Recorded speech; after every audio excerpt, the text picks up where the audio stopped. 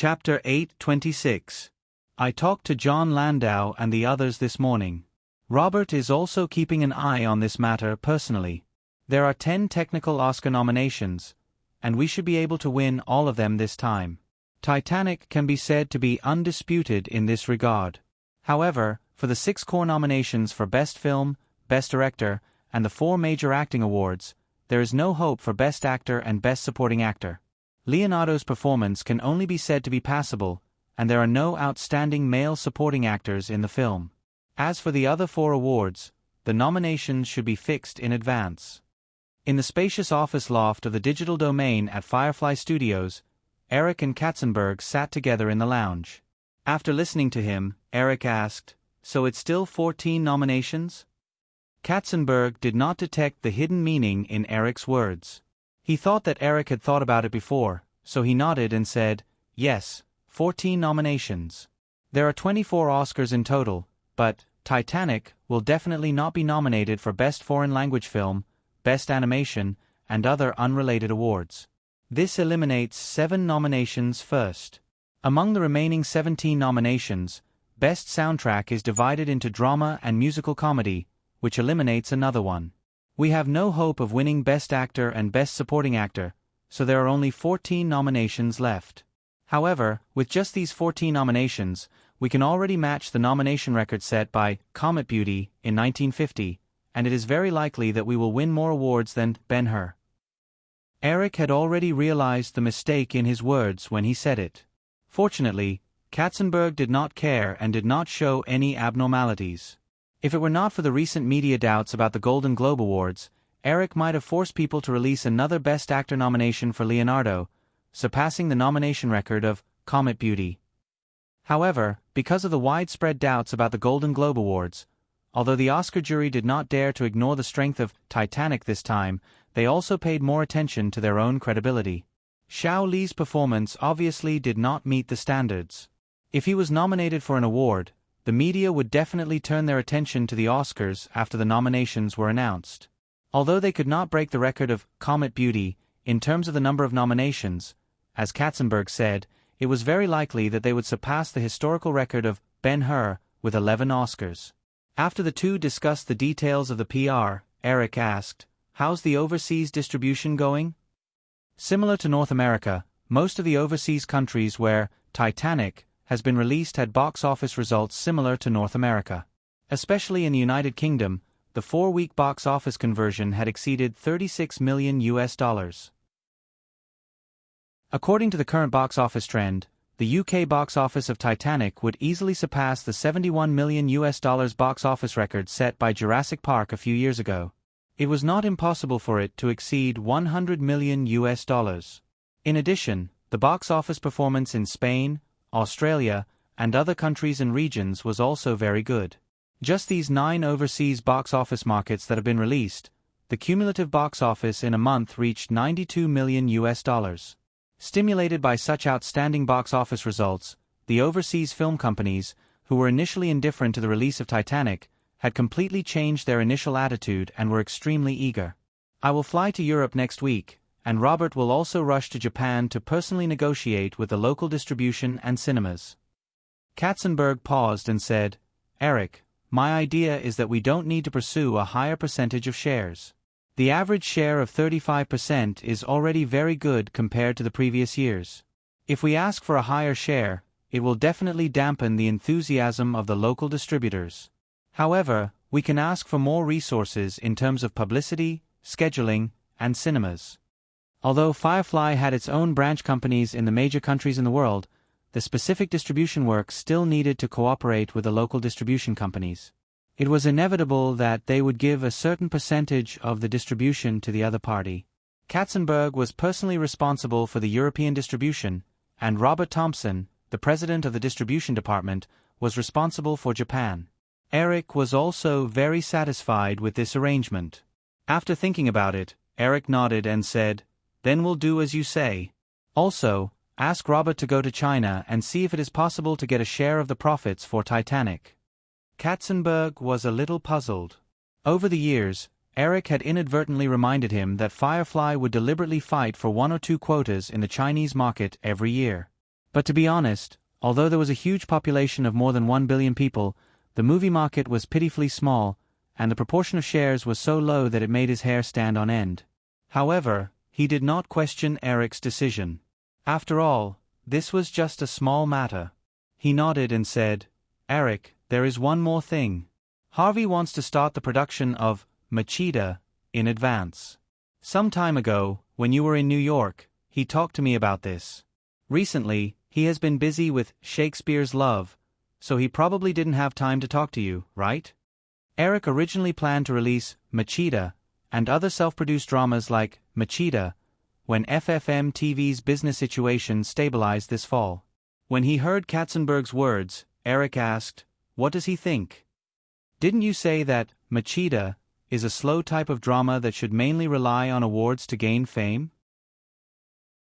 Katzenberg said, "Harvey thinks that since this is the case, it's best to start production now and air it in the spring in March. That way, it can compete for the Emmy Awards in August. If it's delayed to the fall, it will definitely miss this year's Emmy Awards. There is also a year-long gap between next year's Emmy Awards. By then, even if Machida wins, the influence of the first season will be greatly reduced. It will not be good for the later distribution of videotapes/DVDs. After resting in New York for nearly a month and being troubled by Titanic, Eric returned to Los Angeles again. He realized that too many things had unknowingly accumulated. Needless to say, the post-production work of Casino Royale was needless to say. In other aspects, Eric instructed Chris to acquire the British arm company before the new year. Both parties had signed the acquisition contract, but many follow-up decisions still needed Eric's approval. In addition, the setting of the Marvel Cinematic Universe plan, the listing of the MP3 player, the equity investment of Shamrock Holdings, the operation of FFM TV, and so on. Although these matters were handled by professionals, there was still a lot of work that needed to be done by Eric personally. Harvey is an expert in the operation of awards. Since he thinks it's suitable, let's air it in the spring. Well, I will find time to call him tonight to talk about this." "Tonight?" Katzenberg raised his eyebrows slightly and said with a smile, "Harvey might not be free tonight." "Oh, I almost forgot. It's the Golden Globe Awards ceremony tonight. Let's wait for another time." Eric shrugged and did not intend to talk more. Only the main creative team of Red Alert would attend the awards ceremony tonight. The team of Titanic had already decided not to attend. Lastly, there's the matter of Shamrock Holdings. Katzenberg was obviously not interested in talking about the Golden Globe Awards. Both of them were busy people, so he quickly switched to the next topic and said, "In addition to the recent purchases, we have invested $1.88 billion in the main IT stocks on Nasdaq. According to the trend of Nasdaq in recent months, the book profit of these stocks has exceeded $210 million. Eric nodded. He already knew these figures. Because of the stock investment in the Nasdaq market, Firefly's net profit this year would drop to about $1 billion. Coupled with the final balance of the sale of the paper assets and the animation studio 2 years ago, the total would not exceed $2 billion. This was because Eric needed to take a large amount of profits from Firefly Group and invest them in the internet company under Firefly. Otherwise, Clover Holdings would have bought more, and at the same time, they could also save more taxes for the time being. Eric felt that Katzenberg would not mention this matter alone. "Sure enough," Carson quickly said, "Warren Buffett, Tom Murphy, and David West have called me many times recently. I'm sure you'll receive more calls from them as well. If it weren't for the fact that Clover Holdings stocks have turned a profit, they would definitely have more complaints." I told David West last time. Eric picked up the coffee pot next to him, refilled a cup of coffee for himself, and continued, "I told them that if they have doubts about Firefly Group's business strategy, I can buy back their shares at any time." David West had contributed a lot in the process of Firefly's acquisition of ABC, so he was able to become one of the 3 external directors of Firefly Group. Moreover, the group of small shareholders of Firefly Group that he represented from major investment funds held nearly 14% of Firefly Group shares at this time. Buffett and Tom Murphy only controlled 10%. Although they were close at first, the two sides represented different interest groups after all. In the first 2 years, because of the continuous sale of paper assets, hand-drawn animation studios, and the strong profitability of the group itself, these investment funds received about $500 million in profit dividends from Firefly Group every year with a 14% equity in their hands. This amount of money was enough for the managers of those funds to add a highlight to their annual financial reports. But this year, because of the additional expenses of Shamrock Holdings, the profits and dividends received by small shareholders of Firefly Group such as Berkshire Hathaway and State Street Global Fund would suddenly drop by more than half. In addition, these people were experts in the field of investment. They obviously had a strong distrust of Eric's vision in stock investment. Therefore, they were full of dissatisfaction with his large purchase of Nasdaq shares. Katzenberg listened to Eric and smiled. Unless they're crazy, they won't ask you to buy back their shares. However, David West and I discussed another matter on the phone yesterday. You mentioned it before, and I think the timing is good. Eric thought about it and suddenly understood. He said, he wants to list Digital Domain? Although he felt that Eric could guess it, he was still a little surprised by his quick reaction. Katzenberg smiled and nodded. That's right, Eric. According to the current box office trend of Titanic, this film's global box office will definitely exceed $1 billion. As a film focused on CG special effects, the success of Titanic will definitely further stimulate the development of the Hollywood special effects industry. Therefore, I also think that it should be the best time to list Digital Domain. David also revealed to me that if Digital Domain is listed, Wall Street should be able to value it at around $3 billion. Katzenberg and David West's current thoughts coincided with Eric's thoughts a few years ago. Eric knew the future trajectory of the Hollywood special effects industry. Although in recent years, Hollywood special effects companies could still be regarded as a highly respected, noble industry, with the rapid development of computer technology and related software industries in the next 10 years, with the support of top-notch hardware and professional special effects software, it would be easy to set up a special effects studio. At that time, the competition in the special effects industry would also be extremely fierce. Therefore, Eric had also thought that if Titanic could achieve the same success as the original Spacetime, then CG special effects would definitely be highly valued. At this time, it would be the best time to let the Digital Domain go public and get a large amount of cash. However, after what happened some time ago, Eric had changed his mind. Perhaps in 10 years or even 5 years, the special effects industry would no longer have a high threshold. But now, Digital Domain was definitely the top special effects company in the industry. Therefore, if they cut off their external cooperation in the digital field, Firefly could at least maintain a lead in the field of special effects for more than 3 years. 3 years was enough for Firefly to leave other Hollywood film companies far behind in terms of special effects films.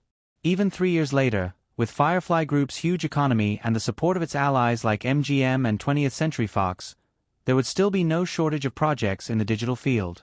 Even in the longer term, as long as the digital field had outstanding special effects technology, even if it could not achieve profits or even a slight loss, Firefly Group would be able to support such an exclusive subsidiary. Moreover, even if Wall Street valued Digital Domain as high as $3 billion, Firefly could only get $600 million at most if it was listed at this time. $600 million was nothing to Firefly. It could be imagined that David West's suggestion was not just for the $600 million. P.S. A bug appeared in yesterday's chapter. Spain should have already been released in the setting and has been modified.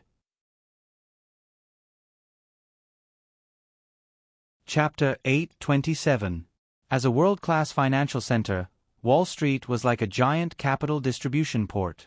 Retirement funds, insurance funds, investment funds from the mainland states of the United States, as well as capital from overseas countries, used investment banks and major exchanges as a medium to influence and even control the economy of the United States and the world. It was not an exaggeration to say that Wall Street controlled the economy of the United States. Most of the top 500 companies in the United States were controlled by Wall Street capital through listing. It was almost the instinct of all Wall Street capital forces to penetrate the economy of the United States and even overseas to achieve the purpose of control. Therefore, the Firefly Group, which had risen rapidly in recent years but was completely out of the control of capital, was particularly conspicuous in Hollywood, which was generally controlled by Wall Street. For shareholders of a company, Unless they had a speculative mentality, no company would easily choose to go public and give up their control to Wall Street. Eric admitted that he had a very speculative mentality in the first few years, but with the rapid expansion of the Firefly system and the continuous expansion of his personal vision, the initial impetuous thoughts had long disappeared. Although he still would not easily let go of the opportunity to quickly seize profits like the Asian financial crisis and the dot-com bubble, Eric did not think of listing his most important foundation, the Firefly Group, even a long time ago. As the Firefly Group became more and more powerful, this idea was even more out of the question. But Wall Street obviously would not easily let go of the effort to penetrate the Firefly Group. The promotion of the digital sector should be a test by Wall Street. Since they could not promote the listing of the Firefly Group as a whole, they would separate it step by step and gradually realize the connection with the capital market. This might be the idea of some capital forces on Wall Street. Katzenberg had been focused on the operation of the Firefly Group for the past few years, so he might not have noticed David West's intention to promote the listing of the digital sector. Eric paid far more attention to the capital market than Katzenberg. After thinking for a moment, Eric said, "Jeffrey, have you thought about it? If we agree to let the digital sector go public this time, then maybe it will be Pixar, then New Line Cinema, Firefly Pictures, Disney. In the end, maybe one day you suddenly wake up and the Firefly Group has once again become a pawn in the hands of Wall Street. At that time, it will be difficult for us to run this company with our own will." Among the 7 major Hollywood companies, only Firefly has developed the digital sector because we can invest hundreds of millions of dollars in the research and development of CG special effects technology for several years without considering the temporary gains and losses in the financial report. But other companies, in order to satisfy Wall Street, in order to make their annual or even quarterly financial reports more beautiful, they don't dare and can't do this. Otherwise, even if they are planning for the company, it is still difficult for them to be recognized by capital. "Okay, I understand." Katzenberg grinned. Eric did not directly reject the proposal to let the digital sector go public. Instead, he analyzed the pros and cons in detail. Of course, Katzenberg knew that Eric was worried about his personal feelings. In fact, he felt that Eric didn't have to do this at all. After all, in most cases, if he felt that some of his subordinate suggestions were bad, he would simply say, "Bullsh*T." He rarely explained anything to his subordinates. Katzenberg looked at the Financial Alchemy book that Eric had been holding in his hand. He half-jokingly said, "Maybe I should also take some time to read some books." "If you're interested," Eric smiled and handed over the book in his hand. He said, "This is for you. I bought a few." Katzenberg took it and thanked him. He then asked, "I've seen you reading this book a lot recently. What is it about?" "Soros's investment diary," Eric explained simply. "Without 3 to 5 years of foreign exchange investment experience, most people won't be able to understand it. So I suggest you skip the theory at the front and read the case studies at the back. You don't have to deliberately understand those obscure foreign exchange operations. You just have to understand Soros's way of thinking. He's a guy with a really big heart. He even reminds me of a famous saying from the distant East." Katzenberg secretly took note of Eric's words.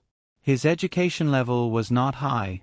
He had entered society and started working before graduating from high school. However, this did not mean that he was a person who did not want to make progress. Otherwise, he would not have been able to sit in his current position. Katzenberg was about to put away the book when he heard Eric's last sentence. He asked curiously, "What famous saying from the East?" "It's not interesting to explain this. It's like a sonnet poem. If it's translated into another language, it's difficult to have the same charm. In short, it's my evaluation of Soros. Oh right, I wrote it on the title page." Katzenberg did not delve deeper. He flipped open the book with interest and saw 2 lines of unfamiliar pencil-written words on the title page. "Heaven and earth as the furnace, nature as the work. Yin and yang as the coal, everything as the copper." Although Katzenberg couldn't understand the flamboyant semi-cursive handwriting, he could still feel a wonderful sense of beauty. Throughout the 1980s, Soros used the reflexive theory he created as a foundation and used the global financial market as his laboratory. Through large-scale financial operations that had a profound impact on many countries in the world, he put his theory into practice. Therefore, this book was called Financial Alchemy. If one did not consider Soros' destruction of the economic systems of many countries from the perspective of good and evil, such a financial tycoon who could influence the direction of the world economy was worthy of the evaluation in Ode to the Rocks. Eric skipped this simple interlude and said, "So, let's not talk about the digital listing plan anymore. However, since we're talking about this, let's talk about our next development plan for the digital field." On January 19th, the 54th Golden Globe Awards ceremony was held. Mira Mike's Shakespeare in Love and Firefly Pictures' Red Alert led this year's Golden Globe Awards. They won Best Picture in the Musical Comedy category and Best Picture in the Drama category, respectively. The Weinstein brothers were originally aiming for the Oscars. However, because of the strong rise of Titanic, Harvey Weinstein realized that Shakespeare in Love would not be able to win the Oscars, so he decisively gave up. Instead, he focused on the Golden Globe Awards and won 5 awards in the Musical Comedy category: Best Picture, Best Director, Best Actress, Best Supporting Actress, and Best Screenplay. In comparison, Red Alert paled in comparison. Although it won the Best Film Award in the Drama category, it lost to Shakespeare's Love in the Best Director and Best Screenplay categories. However, even though Firefly did not deliberately create hype, it was impossible for the media and fans to not notice. This was the second time Cameron and Catherine were competing against each other. Correspondingly, Red Alert received more attention than Shakespeare's Love, which the Weinstein brothers had worked hard to create hype for. After the Golden Globe Awards, Shakespeare in Love and Red Alert both greatly increased the number of showtimes, and the box office also began to rise. 3 days after the Golden Globe Awards ceremony, on January 22nd, the 69th Oscar nominations were announced. Titanic was unsurprisingly the most talked about film of this year's Oscars with 14 nominations. All of the nominations for Titanic could be said to be well-deserved. Therefore, when the 14 nominations were announced, the media inevitably turned around and ridiculed the recent Golden Globe Awards. Stimulated by the continuous topics of the Golden Globe Award ceremony and the announcement of the Oscar nominations, the box office of Titanic, in the 5th week of its release, miraculously fell again, reaching $42.62 million for a total of $252 million. A week ago, in the face of the miraculous fall of Titanic in the 2nd week and the subsequent consecutive week drops, the North American media only predicted that the film might reach the heights of Star Wars and Jurassic Park. However, when the box office data for the 5th week was released, the drop again made all the media cautious. After waiting patiently for a week, in the 6th week, the weekly box office of Titanic reached $32.83 million, once again achieving a week drop of 22% in the weekly box office. Therefore, the media, who were in a state of careful observation, finally began to speak out, predicting that Titanic might become the highest-grossing film in North American history. However, at the same time, no one predicted the final box office of Titanic. Who could predict? In 6 weeks, the box office in North America was $285 million, and the overseas box office was $147 million. The global box office of Titanic reached $432 million, and Firefly was able to get a $200 million share. It was only a matter of time before they recouped their $265 million total cost. At the same time, many media outlets also found that the 5 major box office countries in Europe, Britain, France, Germany, Italy, and Spain, were only released in the United Kingdom and Spain. Germany, France, and Italy, whose box office potential was not inferior to the United Kingdom, were not released yet. On the other hand, the biggest box office market in Asia, Japan, was also not released. Coupled with the Latin American and Southeast Asia markets, which were also in the release stage, the overseas box office of Titanic might reach a terrifying number that far exceeded that of North America. The shock of the box office of Titanic had not yet subsided when Firefly Group released another explosive news. On February 1st, Firefly Group suddenly announced that after completing the existing film and television special effects orders, Firefly's digital domain special effects company, including the three branches in Los Angeles, Florida, and Sydney, would no longer accept film and television special effects orders from Firefly Group and its partners, MGM Pictures and 20th Century Fox. Instead, they would mainly focus on film project production within Firefly Group and its partners. However, Firefly Software, which was mainly responsible for developing basic tools and software for Digital Domain and Pixar Animation, would continue to sell Maya, 3D Max, and other special effects software and special effects solutions to the public. The special effects studios that used Firefly Software's tools and software would also have priority in obtaining additional special effects outsourcing orders from Firefly Group. As a non-listed company, Firefly Group simply published an announcement on the Yahoo portal. However, this news caused a sensation in the industry that far exceeded the box office miracle of Titanic. Before the release of Titanic, because of the unprecedented $215 million production cost of this super blockbuster focused on CG special effects, the media and the industry reflected on the trend of blockbusters that had emerged in recent years. Many people predicted that the newly emerging CG special effects technology would enter a glacial period that would last for several years after the box office failure of Titanic. However, after the box office explosion of Titanic, the original argument disappeared without a trace. In fact, ever since the box office of Titanic fell in the second week, film companies had already begun to look for project scripts for blockbusters with special effects. There were also many film companies who could not wait to discuss cooperation with the Digital Domain. Before Titanic, Digital Domain's attitude towards accepting external orders had always been quite positive. The other film companies also realized that Digital Domain implemented this open cooperation strategy because of the need to accumulate technology.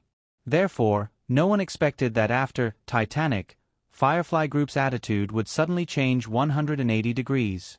There was no need to compare the technological advantages of Digital Domain because in recent years, all of Hollywood's blockbusters that involved CG special effects basically had close cooperation with Digital Domain.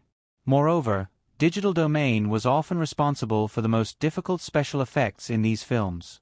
Therefore, when Digital Domain suddenly closed the door to cooperation, it was almost conceivable that without the technical support of Digital Domain, in the next few years, even if the other major Hollywood film companies were willing to spare no effort in investing funds, it would be impossible for them to catch up with Digital Domain in a short period of time. Without the support of the top special effects technology, the other major Hollywood film companies were destined to usher in a period of a few years of no special effects films. Of course, Hollywood did not lack other special effects companies, such as Industrial Light and Magic.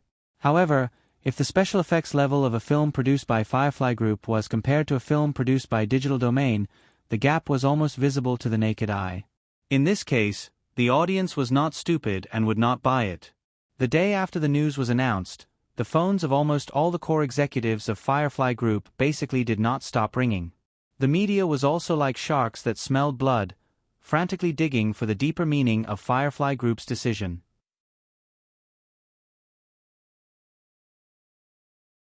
Chapter 828. So far, the North American box office of Titanic has successfully exceeded US $300 million, but the box office trend of this phenomenal blockbuster is still very strong. Box office analysts generally predicted that with the North American box office alone, Titanic was likely to recover all of its $265 million investment, and the overseas box office of Titanic was likely to reach a jaw-dropping number. The reflection of the recent big-budget films in the film industry has become vulnerable because of this. Major Hollywood film companies have begun to look for their own blockbuster projects. In this case, Firefly Group suddenly announced that it would stop cooperating with its special effects company in the digital field, which is tantamount to pouring cold water on all Hollywood film companies outside the Firefly system. According to the chairman of the Firefly Group, Jeffrey Katzenberg, the Firefly Group will increase the annual blockbuster films from the current 3 to 6 in the next few years. At least half of them will be blockbusters with special effects. If the Digital Domain continues to maintain the original open operation model, it will be difficult to meet the needs of the Firefly Group. It is reported that the Digital Field Special Effects Company currently has the top computer CG special effects technology in Hollywood. Since 1991, Digital Field has won the Oscar for Best Visual Effects for 4 consecutive years with the outstanding special effects in films such as Terminator 2, Tornado, and Jurassic Park. At the same time, Digital Field also has the largest rendering farm in the industry, which has been responsible for more than 50% of Hollywood special effects rendering work in recent years. Relevant analysts predict that because the digital domain has a large amount of unique CG special effects technology in Hollywood, such as the large-scale war scene design in The Mummy 2, the digital domain's sudden move to stop cooperating with foreign companies may even cause a gap in special effects blockbusters for several years. This will undoubtedly have a strong impact on the film business of Time Warner, Paramount, Sony, and other companies. As a result, the market share of Firefly Group, Metro-Goldwyn-Mayer, and 20th Century Fox will greatly increase. Due to the impact of this news, in the past week, the stock prices of Time Warner, Viacom, and other companies have dropped slightly. The stock price of Metro-Goldwyn-Mayer, which is closest to Firefly Group, has further increased by more than 9% in a week. Michael Eisner threw away the latest issue of Premiere magazine in his hand, stood up and walked to the window in distress, thinking about what to do next. In addition to this analysis article, this issue of Premiere magazine published the latest Hollywood Power Rankings for the year. In addition to Eric Williams occupying the top spot, Jeffrey Katzenberg, the CEO of the Firefly Group, did not follow the usual practice of ranking first with Eric as the controller of the Firefly Group. Instead, he was listed separately and occupied the second position. This change in detail undoubtedly showed Eric's increasingly detached status in Hollywood. The third place still had nothing to do with Worldwide, but with MGM, which had been in the limelight last year. Drew Barrymore and Amy Pascal were tied for third place, and Michael Eisner was fourth. Whether it was intentional or not, in the top 10 of this year's Hollywood Power Rankings, in addition to the executives of major film companies, top directors, and producers, there was also the sudden appearance of the CEO of the Digital Field, Stan Winston. In other words, the Firefly Group had already occupied 3 places in the top 10 of the Hollywood Power Rankings. If MGM and Fox were included on the list, the Firefly Group basically controlled half of Hollywood, which was almost the same as the influence of the Firefly Group in reality. Even if it was purely based on market share, because of the unexpected explosion of Titanic, which was originally not favored by everyone, Firefly, MGM, and Fox would also have more than 50% of the Hollywood box office market this year. The 4 major film companies, Warner, Paramount, Universal, and Sony Pictures, could only share the remaining 50% of the box office market with countless second- and third-tier film companies. Plans could never keep up with changes. Michael Eisner sighed in his heart. Thinking of his thoughts before Titanic was released, he could not help but laugh at himself. However, at the moment, he still had to solve an urgent problem. In the past week, after Firefly announced that they would stop cooperating with foreign companies in the digital field, Industrial Light and Magic, which was about to reach an agreement with Universal, suddenly changed its mind. Microsoft reacted quickly and announced that it would invest another $100 million into Industrial Light and Magic CG special effects research and development. Although Industrial Light and Magic was far behind the digital field in recent years, the special effects foundation it had accumulated over the past 20 years was not something that other small special effects companies in Hollywood could compare with. Obviously, because of the box office success of Titanic, Microsoft also saw the huge application of special effects technology in Hollywood. Therefore, they had some other ideas and did not want Universal to interfere. In response to Firefly's announcement, in this week, in addition to Microsoft's large investment in Industrial Light and Magic, Sony, Paramount, and Time Warner also announced to the public that they would establish their own special effects departments. Of course, Universal's board of directors also began to discuss related issues. The chairman of the parent company, Seagram Group, Edgar Bronfman, also called to ask about this matter. However, Michael Eisner knew that establishing an exclusive special effects department would not work at all. He still clearly remembered what Eric said last year when various companies were fighting for the rights to Transformers movie. Digital Domain spent $100 million to build a rendering farm in Florida. This was not something that other second-rate or third-rate special effects companies could easily catch up with. In the past few years, in order to develop all kinds of CG special effects technology, Digital Domain had invested a lot. Although there was no specific data, one could imagine that this number was also very shocking. More importantly, if a special effects company wanted to accumulate enough technology, they needed to obtain it through the production process of a large number of CG shots. According to Firefly's information, in the future, the Firefly Group would focus on CG special effects up to 3 movies a year. Then, even if MGM and 20th Century Fox added up to the same amount as Firefly, the 3 companies could provide orders for 6 special effects movies a year for digital domain. Other movies that required a small number of special effects scenes were also countless. This provided digital domain with a sufficient platform to accumulate technology. And this was something that Time Warner, Paramount, Sony, and even Universal itself could not do. Michael Eisner's first thought was, of course, to form an alliance. However, from the reaction of Industrial Light and Magic, which was supported by Microsoft, after Firefly announced the news, it could be seen that everyone had their own plans. It was easier said than done to form an alliance. While he was thinking about this, someone knocked on the office door. Michael Eisner responded, and his assistant pushed the door open and said, "Mr. Eisner, I've asked around. Eric Williams went to San Francisco 2 days ago. It seems like it's about a music player that Firefly is secretly developing." "Music player?" Michael Eisner asked, puzzled. Although the MP3 player was developed at the end of last year, in recent months, Firefly Electronics had been preparing various kinds of preparatory work, so it was basically still in a state of secrecy. Michael Eisner's assistant nodded and said, "It's a brand new digital audio player. Speaking of which, it's a coincidence. Last week, you asked me to participate in the contract negotiations between the company and Miss Nicole Kidman for the sequel of The Mummy. I happened to see Miss Kidman use this player. It's only slightly bigger than an old-fashioned lighter.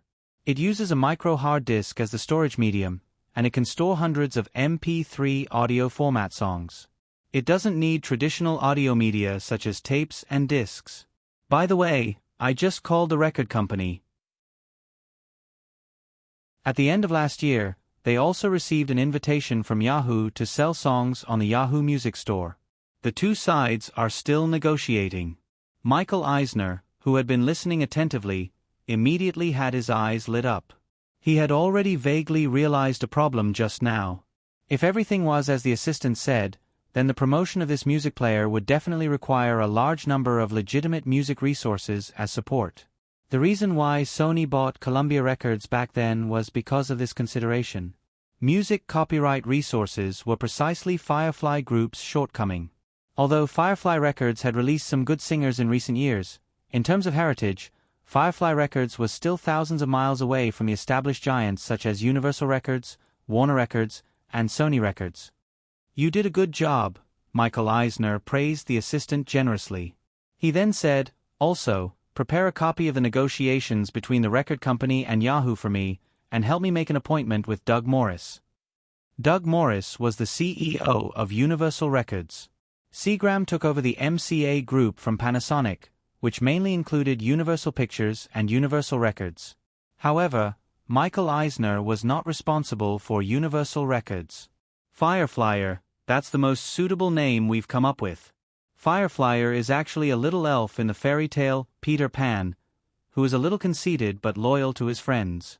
He was born because of the laughter of a baby in Renton. In the story, Fireflyer eventually married Tinkerbell. It can be said that this is a cute character with some small flaws, but the flaws do not obscure the beauty of the character. Our MP3 player product also pursues a user experience similar to that of a close friend, which happens to match Fireflyer's personality. At the same time, Fireflyer can also be seen as an extension of Firefly. In an office building in Oakland, San Francisco, Eric, Chris, and a group of Firefly Electronics executives sat in a conference room and quietly listened to the explanation of Firefly Electronics CEO, Bill Olson. Bill Olson was an executive that Chris had poached from Apple. He used to be a vice president in charge of product marketing at Apple. Originally, even with the backing of Firefly Group, Bill Olson was unlikely to be interested in a small company like Firefly Electronics.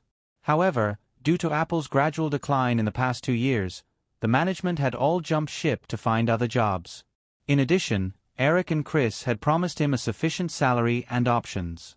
That was why Bill Olson was willing to become the president of Firefly Electronics. He was mainly responsible for the marketing of the MP3 player. After listening to Bill Olson, Eric said, "Fireflyer is indeed a good name. However, since you mentioned Tinkerbell, Bill, don't you think that we can also apply for this trademark and use it as another brand for the MP3 player? Maybe it's for women?" Bill Olson smiled and said, "Eric, your suggestion was actually brought up by Victor during the naming meeting back then. However, after some discussion, we decided to give up on this idea for the time being." Eric looked at the CEO of Firefly Electronics, Victor Mike Nelly. Victor Mike Nelly graduated from Stanford University and had a Ph.D. in electronic engineering. Before he was poached by Chris to be in charge of the MP3 and ebook projects, Victor Mike Nelly was in charge of product development and production at IBM. Although his position was not very high, his professional ability was outstanding. Chris had asked the headhunting company to look for Victor Mike Nelly for 3 months before he was selected. Victor Mike Nelly was a slightly plump middle-aged Caucasian man with a beard. He was a little slovenly. When he saw Eric looking at him, he smiled and gestured to Bill Olson. He smiled and said, "Eric, let Bill tell you. He's the expert in this field." Eric looked at Bill Olson again. "It's like this, Eric. Based on the current situation, we only have one product, the Fireflyer. Perhaps we can name the pink version as the Tinkerbell you mentioned, but this will definitely dilute the brand image of the player, which will be detrimental to the product's promotion. On the other hand, this player should be targeted at all consumers, not just women. Even if it's pink, there should be many male consumers who like it. Therefore, if we set a gender distinction for this product, it might cause some consumers trouble. After all, when some people think that a certain product is only for girls, male consumers might not buy it." Eric nodded and said, "Okay, continue." Bill Olson switched to a PowerPoint page, but he still added, "However, Eric, the Tinkerbell trademark is indeed a good one. I'll get the legal department to apply for the Fireflyer trademark and get the Tinkerbell trademark at the same time."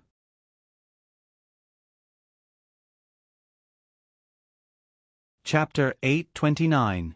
After discussing the naming of the MP3 player, Bill Olson continued, "Next is the Yahoo Music Store, or Yahoo Music Box. Currently, we have obtained the authorization to sell about 200,000 songs online.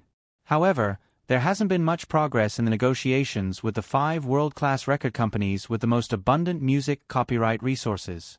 Therefore, Fireflyer's main source of music should be CD discs. Thanks to the promotion of the MP3 audio format, more than 50% of the CD discs currently use the MP3 format. Even if it's a non-MP3 format, we can still convert it into MP3 audio through transcoding. The contract between Yahoo and Microsoft would expire in 2 years. Although Microsoft had been under antitrust investigations, it was foreseeable that once the contract expired in July 1999, Yahoo would lose its position as the default browser on the Windows platform if Microsoft gave up on the 30% share acquisition plan. Eric's initial suggestion was to develop a Yahoo Music Store website, but in order to avoid Yahoo's browser being squeezed out by Microsoft in the future, Yahoo has been promoting separate software for various online products in recent years to reduce its dependence on Yahoo's browser. It was the same this time.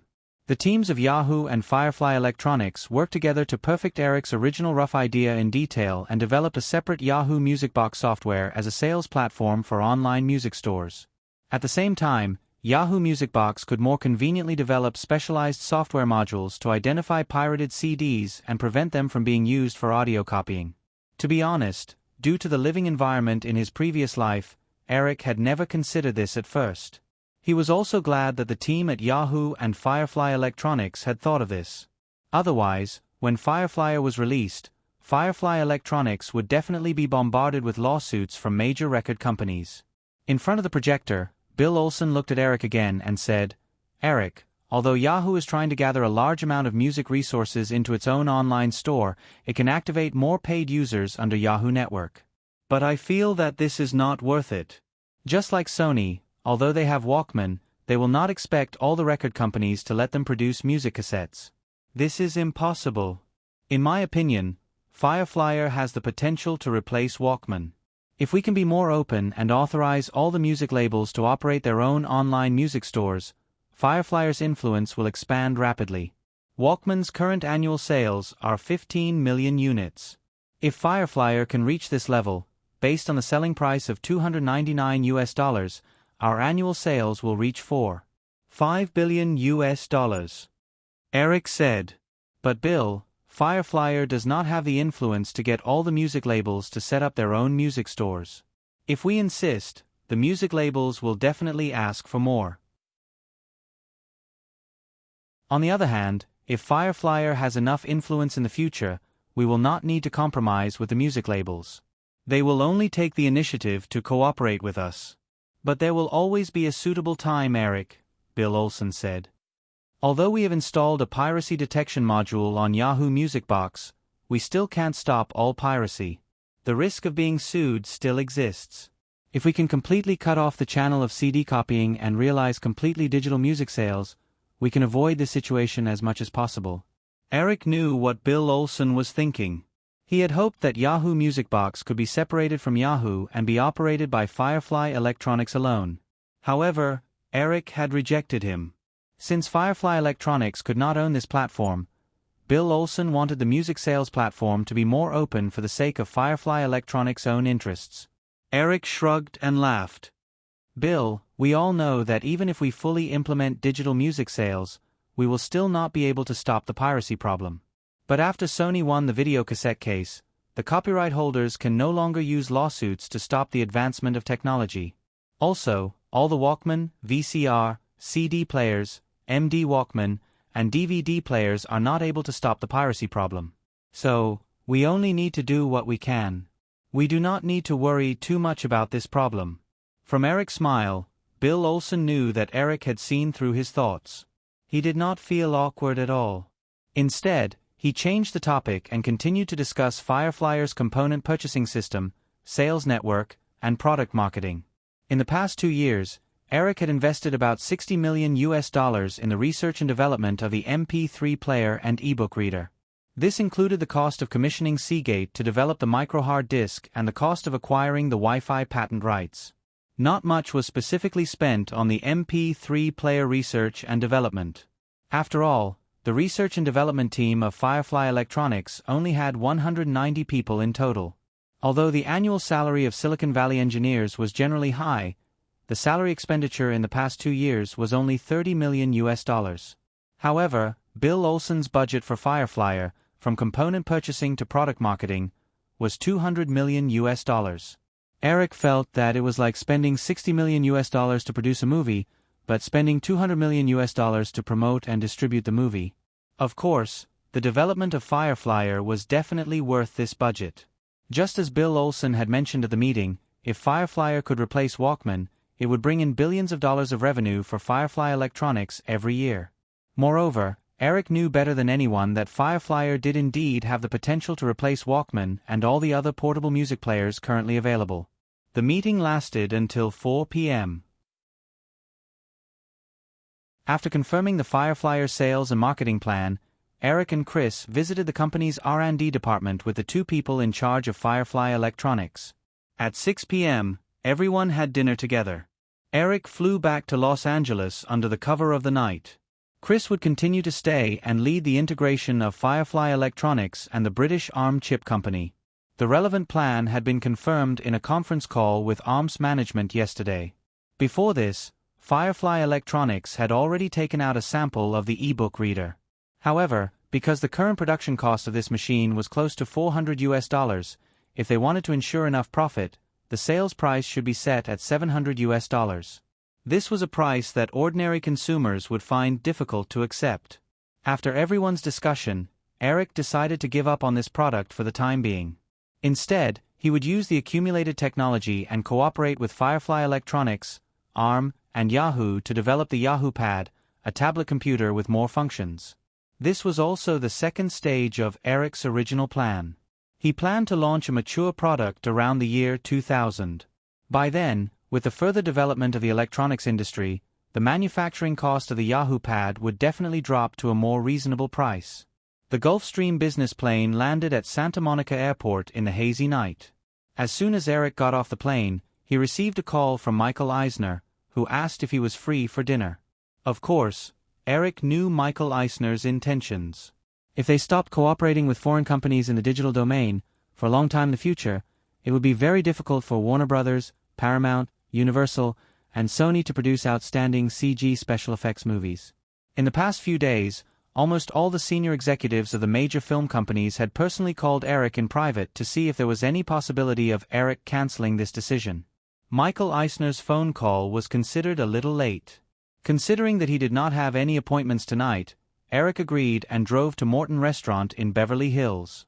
This was a famous restaurant that was frequented by Hollywood movie stars. When he arrived at the restaurant, it was almost 9 o'clock. Under the guidance of the waiter, Eric quickly found where Michael Eisner was. Michael Eisner, who was sitting at the table reading a newspaper, saw Eric coming over and stood up. The two shook hands and greeted each other. Eric could not help but tease, "I didn't expect you to choose this restaurant." This sentence was not without reason. It was a past that most people in Hollywood knew. In the mid-1980s, Michael Eisner, who was still the president of Paramount, had a bad relationship with Martin Davis, the chairman of the parent company, and was planning to jump to Disney as the CEO.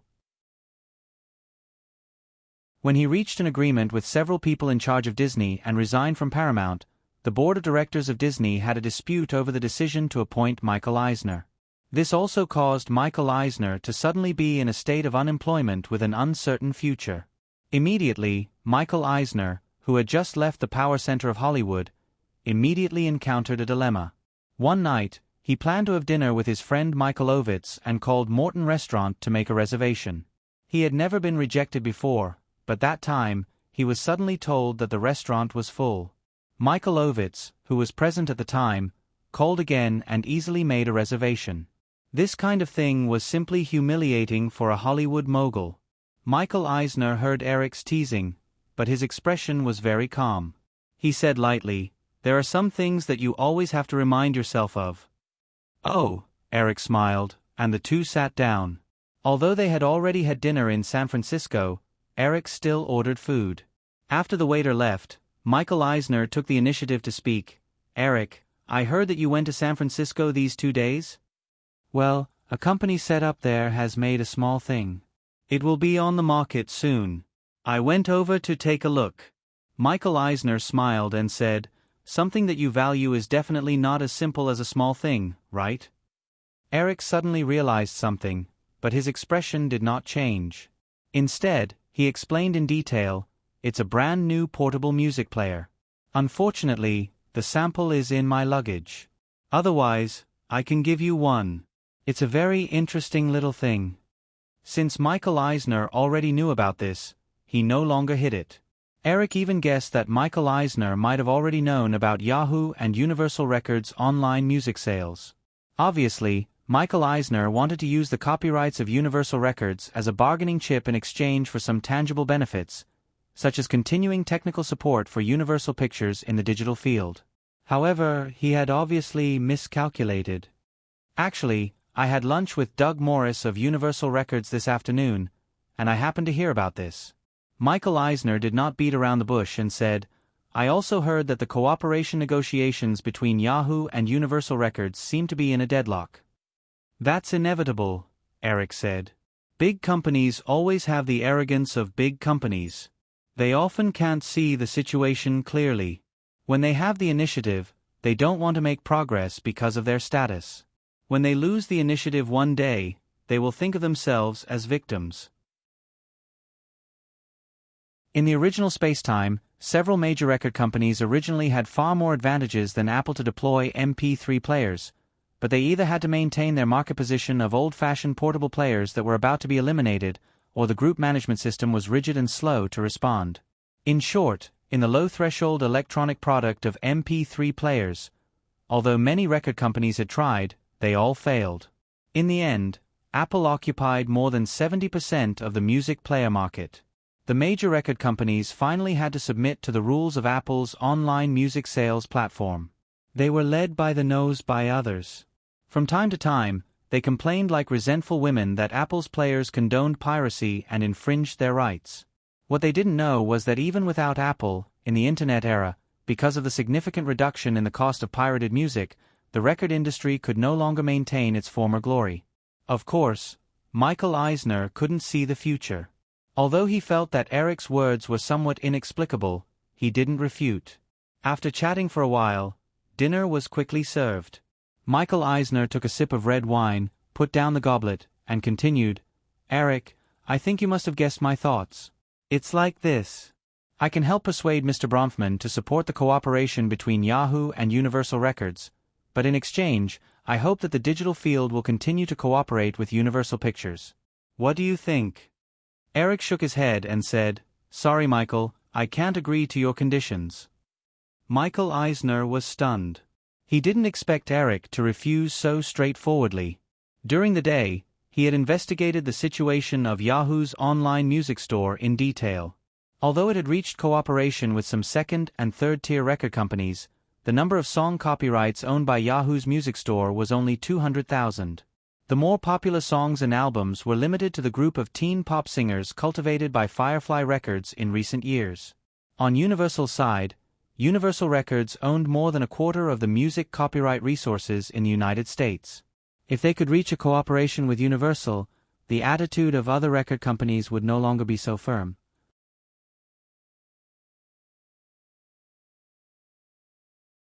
Chapter 830.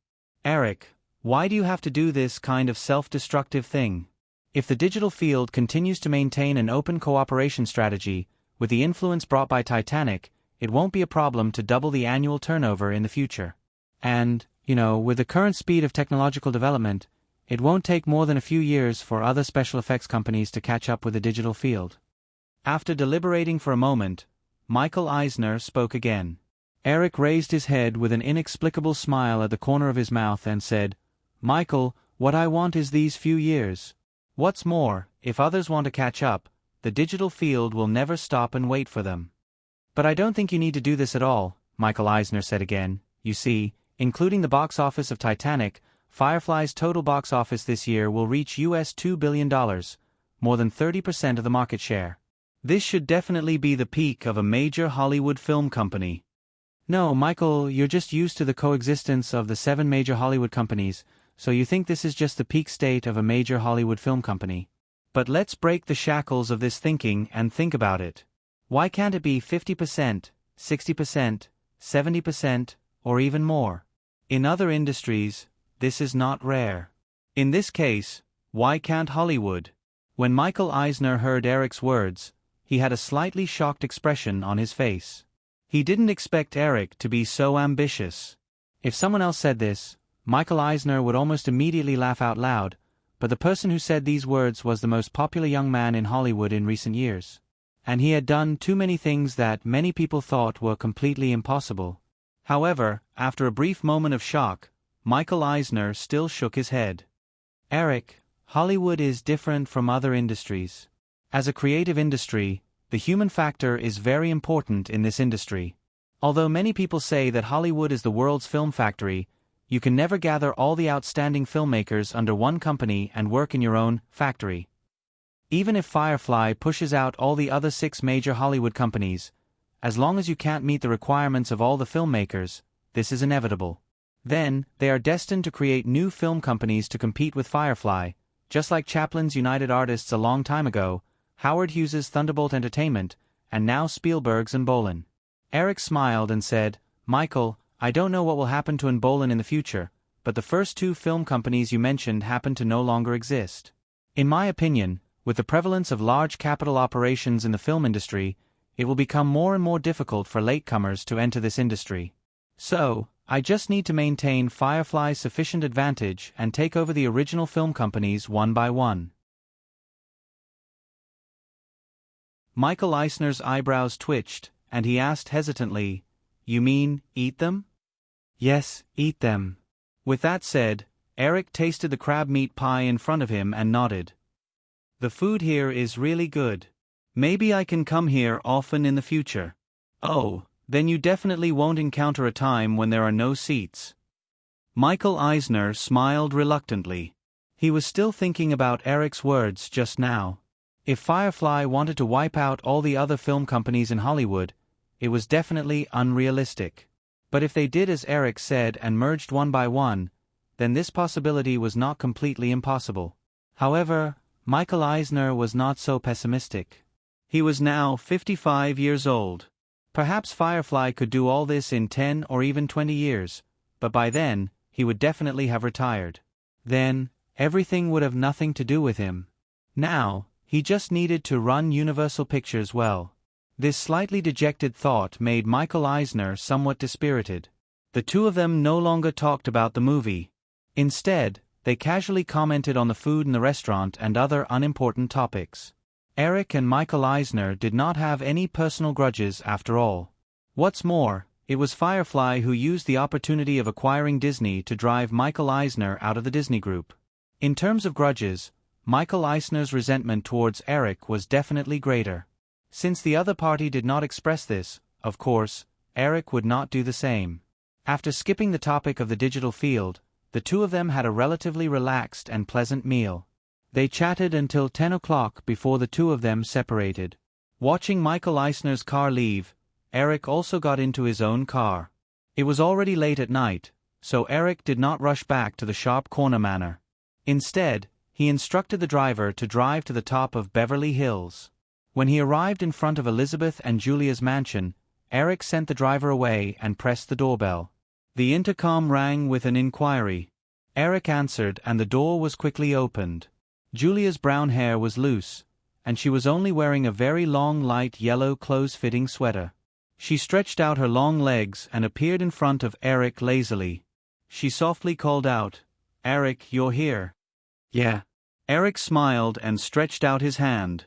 He said, "Aren't you cold dressed like this?" The nights in Los Angeles in February were still a little cold. Julia leaned over and hugged Eric's waist. She intimately kissed his cheek and said, "It's not cold. We're not outside." Eric hugged Julia.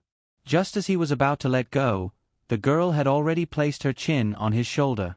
Her slender legs were crossed, and she was hanging on him. "Hey, why are you like Drew?" Eric smiled and closed the door. He held Julia's light body and jokingly said, "You seem to have gained a lot of weight." Julia nibbled on Eric's neck like a mouse. She said softly, "It'll feel better if you're a little fatter." "Eric, you can try it now." I'm afraid of the cold. Let's go inside." Eric almost could not resist. He patted Julia's body. Seeing that the girl had no intention of getting down, he could only carry her into the mansion. Although it was already past 10 o'clock, the lights in the mansion were still on. Eric knew that Elizabeth was actually a night owl. Most powerful people in the workplace were probably like this.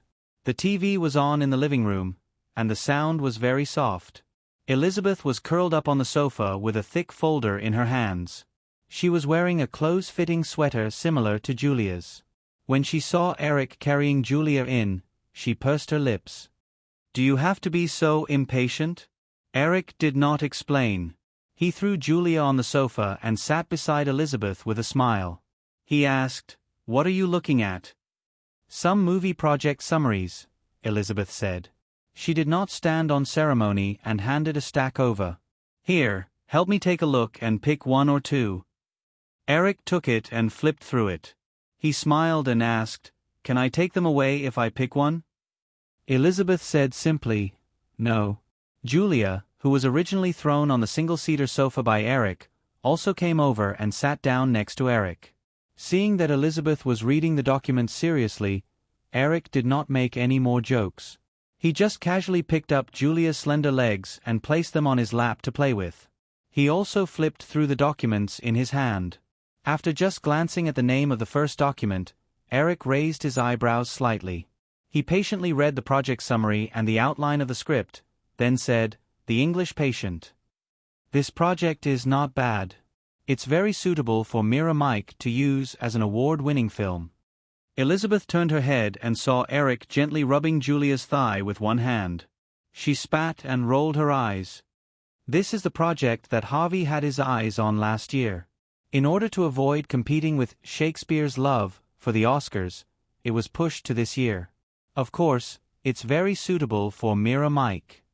Eric nodded and said, Fortunately, it wasn't released this year. Otherwise, it would be a pity. In Eric's opinion, The English Patient was definitely better than Shakespeare's Love. It had a deeper artistic connotation. It would be a pity if it was released this year and was defeated by Titanic. Elizabeth, of course, knew what Eric meant. She thought of the recent Titanic that was in the limelight around the world. She suddenly recalled some details from last year. She turned around and stared at Eric. "You must have done it on purpose that time." Eric had a puzzled expression on his face as his words came out of nowhere. "That time, you said that you wanted Fox to invest $50 million in Titanic." Eric suddenly remembered. Of course, he did it on purpose. He just wanted to find out more about the old man in the Elizabeth family. Rupert Murdoch had personally rejected the cooperation and investment invitation. Now, although the strong box office trend of Titanic showed no signs of stopping, after this week, Firefly would probably be able to recoup the original production cost of $215 million. It was estimated that by the end of February, all the production and distribution costs would be recouped.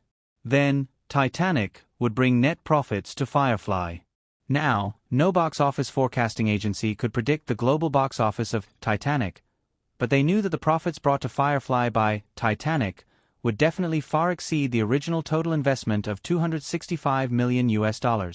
Some media even predicted that if Titanic could become the highest-grossing film in North America and even the world, with the strong influence of the Champion effect, Titanic could bring Firefly no less than $1 billion in box office, videotapes, DVDs, and other peripheral products. This was almost more than the total annual profits of most studios. However, looking at Elizabeth staring at him like a cat, Eric would never admit it. But Elizabeth realized this from Eric's brief hesitation. She suddenly rushed over like an angry kitten, kicked Julia away, straddled Eric, grabbed his collar, and said, "You bastard, you really did it on purpose." Eric had an unconcealable smile on his face. He raised his hands in surrender and said, "Liz, calm down, I'm not a god. How would I know what the box office of Titanic would be like? Didn't you see that I almost had anxiety because of this some time ago?" Hearing Eric's words, Julia, who was pushed aside, looked at Elizabeth's angry face as if she wanted to tear Eric in half. She was inexplicably a little excited, but she couldn't help but say, "Yes, yes." "Shut up." Elizabeth glared at Julia and then stared at Eric. "You did it on purpose. Now that it's over, aren't you very proud?" "I swear to God." "Bah, you're not religious at all," Elizabeth said as she unbuttoned a few buttons on Eric's shirt. Eric was about to continue quibbling, but when he saw Elizabeth leaning over, he immediately became alert and quickly said, "Don't bite." "Ah." Before he could reach out to stop her, he felt a sharp pain in his shoulder. Julia curled up next to him and looked at Elizabeth biting Eric's shoulder with her little white teeth. She was very envious, and her whole little heart trembled. She couldn't help but reach out to touch it. When she retracted her hand, she saw a trace of blood on her fingertips. She immediately felt sorry and pushed Elizabeth. "Liz, stop, it's bleeding." Elizabeth, who was originally angry, let go of Eric when she heard Julia's words. Seeing that the teeth marks on his shoulder were indeed bleeding, she hurriedly reached out to press it and said, "Eric, I'm sorry, I didn't do it on purpose." Eric gasped and turned his head to look. There were 2 rows of obvious teeth marks on his shoulder. There were only a few scratches and it wasn't serious. Seeing Elizabeth's apologetic and even crying expression, he couldn't feel any anger in his heart. He nodded solemnly and said, "Yes, I know you didn't do it on purpose." Thinking of the topic they were arguing about just now, Elizabeth's mouth twitched when she heard Eric's words, but she didn't say anything. She took the tissue from Julia and helped Eric wipe the blood off. She said, "Do you need to apply some medicine?" Eric smiled and said, "It's said that saliva has a disinfectant effect." Elizabeth rolled her eyes and moved to the side. She said to Julia, "You do it." Julia immediately leaned over, but Eric hurriedly stopped her. Okay, I was just kidding." Sit properly and don't mess around. Put your tongue away too. It's so ugly. Julia chuckled.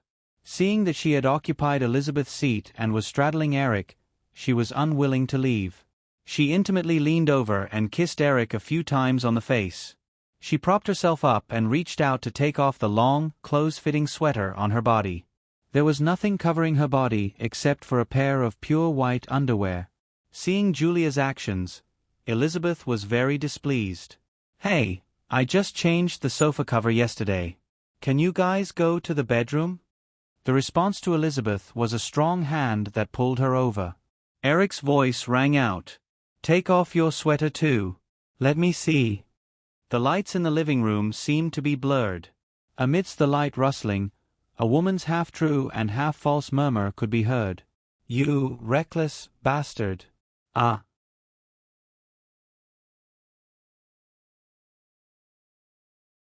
Chapter 831. Speaking of which, George has already confirmed the casting of Queen Amidala. You happen to know her. The next morning, Eric drove to Firefly Studios. From Beverly Hills to Praia Vista, he happened to pass by Century City, so Elizabeth took Eric's car to go to work. Star Wars prequel had been delayed until now due to the establishment of Embolden Pictures, but it was finally confirmed that it would start shooting in April. As the distributor, Elizabeth was now fully in charge of the project. She had been busy with this matter recently. Although Fox couldn't intervene in the production of the movie, most of the filming in the studio was confirmed to be done on Fox's set. On the way to Century City, the two couldn't help but talk about this topic. Eric was really uninterested in the Star Wars series, and he wasn't very interested in whether the female lead was still Natalie Portman. However, hearing Elizabeth's excited tone, he asked curiously, "Who is it?" Elizabeth leaned towards Eric and said with a smile, "Take a guess." "I'll give you a hint. It's a girl of 16 or 17 years old. You personally discovered her to enter Hollywood." When Eric heard what she said, he was more or less certain that the trajectory of history coincided with the past. However, this wasn't too surprising. Ever since Leon, the Killer, Natalie Portman had been the most outstanding child star in recent years. In addition to her wonderful performance in Leon, the Killer, Natalie had also acted in films such as Thief of Fire, Everyone Says I Love You, and so on. Not to mention, she was Jewish, which made her even stronger. Queen Amidala in the Star Wars series was one of the most important symbols of American film culture. Whether it was intentional or not, in Hollywood, where Jews gathered, this group of people would definitely be more inclined to push for a Jewish girl to play this role. Although this was what he thought, Eric deliberately made a wild guess. Let me think. Kirsten Dunst? Elizabeth blinked and suddenly raised her eyebrows and said sourly, "Who is Kirsten Dunst? Why don't I know her?" Eric subconsciously touched his nose and said, "The little girl in Night Interview with the Vampire." "Don't look at me like that, okay? I've only seen her a few times. I don't even know what she looks like now." It was only then that Elizabeth remembered Night Interview with the Vampire. She snorted softly and said, "All right, I won't keep you guessing. Who knows what kind of woman will pop out to piss me off? It's Natalie Portman, the girl you met in Long Island a few years ago. Everyone is quite satisfied with her." "Yes, he's a very clever little guy." Eric nodded in agreement. As they chatted casually, the car entered Century City and soon drove into the Fox set. Elizabeth subconsciously adjusted the Hermes scarf around her neck, turned to Eric, and raised her chin slightly. "Hey, can you see the traces?" Eric stretched out his hand to help her tidy up, covering the red mark that was exposed. He smiled and said, "Even if you don't cover it, who would dare to say anything?" Elizabeth rolled her eyes at him. "Okay, I'll take off the scarf. You can go to the meeting with me." Eric didn't think he was that thick-skinned, so he immediately changed his words. "Forget it, I think it's better to cover it." "You bastard," Elizabeth scolded angrily. The car stopped, and the driver got out to open the door. Elizabeth leaned over and kissed Eric. She picked up her bag and said, "You don't have to get out of the car. I'll go there myself." Eric nodded and watched Elizabeth walk into the office building before instructing the driver to start the car. In Casino Royale, except for the scene where the plane swooped down at the airport, which required full CG, there weren't many scenes that required special effects processing. Therefore, the post-production progress was relatively fast. After returning from San Francisco, the special effects scenes of Casino Royale were completed in February. The film entered the final editing stage, which could be said to be the most important step in determining the quality of a film. In late February, Eric didn't pay attention to anything else but devoted himself to the editing of Casino Royale. At the same time, after Firefly Electronics finalized the final plan, they officially launched the advertising campaign for the MP3 player, Fireflyer.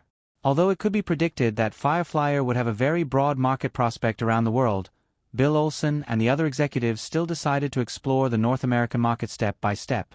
With the support of a large number of media resources from Firefly System, the delicate and small figure of Fireflyer quickly appeared on the major television, online, and print advertising platforms in North America. Firefly Electronics also worked with the regional Yahoo portal with great fanfare. They very generously took out 10,000 prototypes and held a promotional campaign on the Yahoo portal. As long as users activated their Yahoo Music Box account, they could get a lucky draw chance every day to win a free trial of Fireflyer. At the same time, users also had the opportunity to get Yahoo Music Store gift vouchers of different denominations to buy songs in the Yahoo Music Store. Although the campaign of giving away 10,000 units of Fireflyer and a large number of gift vouchers directly brought a huge marketing cost of $3 million to Firefly Electronics and Yahoo Portal, the effect was very obvious. This was because users only needed to bind their personal credit card information to the Yahoo Pay tool and activate it. They did not need to make any substantial purchases. In just 1 week, the number of new users of Yahoo Pay exceeded 700,000, and the total number of users was close to the 5 million mark. Before this, Yahoo Pay's promotional channel was mainly to cooperate with online payment websites such as Amazon, which was heavily supported by Firefly Investments. As e-commerce had just sprouted, users were also concerned about the security of online payment tools. After more than a year of launch, Yahoo Pay's user base was only slightly more than 4 million. Compared to the 50 million internet users in North America, this ratio was far from satisfactory. With the further promotion, Fireflyer quickly attracted the attention of a large number of users. At the end of February, according to the results of a survey by Yahoo Portal, Firefly Electronics showed that the monthly shipment of Fireflyer in North America in April was likely to reach 100,000 units. Moreover, this was a relatively conservative estimate. On the other hand, at the end of February, Yahoo also came out with its first decent annual financial report since its establishment 5 years ago. In 1996, the number of Internet users in the world exceeded the 80 million mark. As the world's largest Internet market, the number of Internet users in North America had doubled compared to 1995, reaching 50 million. With the explosive development of the Internet industry in North America, Yahoo Network Company, which occupied more than 70% of the Internet online service market, realized operating revenue of $194 million for the year by relying on its large number of users, such as portals, online mailboxes, search engines, and personal homepages. Thanks to the great success of Yahoo Advertising Alliance, 90% of this revenue came from the Internet advertising business. In order to achieve rapid expansion in North America and overseas countries such as the United Kingdom, France, Germany, Australia, Japan, and even Latin America's Brazil, Yahoo invested up to $335 million in operating expenses in 1996. The annual financial report still showed a loss of $140 million. However, compared to 1995's revenue of less than $25 million, the 776% growth in 1 year still surprised many people. At the same time, although Yahoo's growth in the coming year was predicted to slow down compared to last year, the company still gave a conservative estimate of 200% growth. As long as Yahoo could reach this figure, it was likely to break even or even make a small profit from next year. This was undoubtedly very beneficial for Yahoo's IPO. To pave the way for Yahoo's IPO in the next 2 years, after the annual financial report was released, Yahoo did not hesitate to publish the relevant data on its portal homepage. This also caused a huge sensation in the industry. Everyone knew what an annual growth rate of more than 700% meant. The Nasdaq market was particularly sensitive to this data. The shares of the internet technology stocks that were already listed were stimulated by Yahoo's annual financial report, and their share prices rose. Wall Street was also very excited. After Yahoo's annual financial report, Yahoo's valuation was raised to US $9 billion. Eric, who was in Los Angeles, was also very surprised when he saw the financial report. He thought Yahoo's revenue growth would be delayed by at least a year, or even longer. It seems that Yahoo's early appearance had changed a lot of things. When Eric was reading about Yahoo's overseas expansion, he could not help but think about his hometown. Seeing that Yahoo did not have any plans to expand there, he was puzzled and asked someone to investigate. According to some scattered information, the number of internet users in China was only 200,000 at the end of 1996, and the number of PCs sold in China was only 700,000. Correspondingly, the number of internet users in 1996 exceeded 80 million worldwide, and 79 million PCs were shipped in 1996. The US PC sales alone exceeded 26 million. Well, Eric looked at a simple page of information and put it aside for the time being. It was hard for him to think of anything. After Yahoo's annual financial report, Cisco and AOL, the two IT companies that Firefly had a large stake in, also released their annual financial report. Compared to Yahoo, these two companies' results were much more solid and bright. Even AOL, which was slightly weaker, had a turnover of US $1.8 billion for the year. Moving back to Hollywood, February 27, the 10th week after the release of Titanic, the box office still reached US $25.3 million. At the same time, the cumulative box office officially exceeded US $400 million, reaching US $417 million. Because the box office of Titanic was still stable at US $20 million, the agency predicted that Titanic would break the US $460 million box office record set by Star Wars in the 12th week of its release. It could even go one step further. During the Oscars at the end of March, the total box office of Titanic would exceed US $500 million and become the first movie in North America to do so. In the overseas market, as Titanic was released one after another in some unimportant overseas countries and regions, the film's overseas box office had expanded to 27 countries. Although the more important overseas box office countries such as France, Germany, and Japan had to wait until Titanic was released before and after the most influential Oscar award ceremony, due to the increase in the number of overseas box office, the growth of Titanic's overseas box office also began to increase. Among them, the most surprising was the Brazilian market, which had a very ordinary box office performance in the past. Although it was the country with the largest box office in Latin America, under normal circumstances, a Hollywood film that could achieve US $10 million in box office in Brazil was already a very good result. Even Jurassic Park, which set a global box office record a few years ago, only had a total box office of US $14.9 million in Brazil. Therefore, Firefly did not categorize Brazil as a box office country that needed special attention. Therefore, on February 7, Titanic was released in Brazilian cinemas. Immediately, the box office performance of Titanic in Brazil also exceeded everyone's expectations. In just 2 weeks, the box office of Titanic in Brazil exceeded US $10 million. This figure was far beyond the expectations of Firefly's Brazilian branch. Originally, although Titanic had shown signs of a box office miracle in North America, the Brazilian branch still only predicted that the box office of Titanic in Brazil was likely to be the same as Jurassic Park, with a total box office of about US $15 million.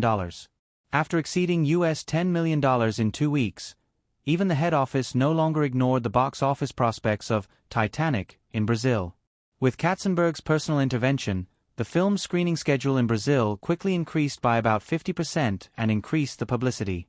Immediately, in the 3rd week of release, the box office of Titanic in Brazil did not decrease but increased instead. The box office in a single week reached US $6.9 million, and the cumulative box office reached US $17 million.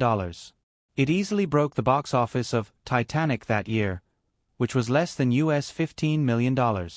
Because Titanic completely exceeded the box office curve of common sense, no one knew how big the box office potential of the film in Brazil was.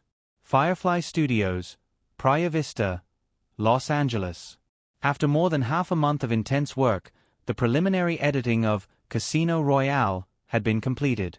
A group of senior executives and the film's main creators gathered in the viewing room of Firefly Studios' post-production center to watch the movie sample.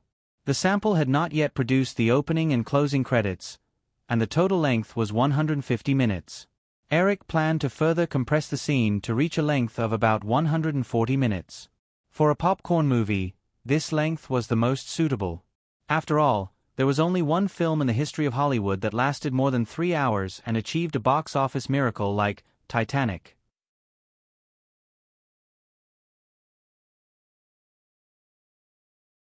Chapter 832.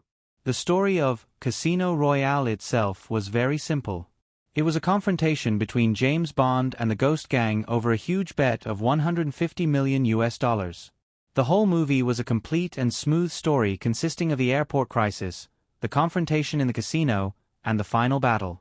Even the appearance of the Angel Trio, because of the foreshadowing of the first 2 movies of Breakin' Beauties, the movie didn't need to add much to the background of the trio at all.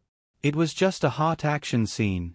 After years of personally directing many big-budget movies, Eric was more and more able to grasp the key factors for the success of a big-budget commercial movie. The most important one was that the movie story should be simple and clear. This actually coincided with the high-concept movie theory that appeared in the 1980s. The simpler the core storyline, the more room for the movie director to express himself during the shooting process.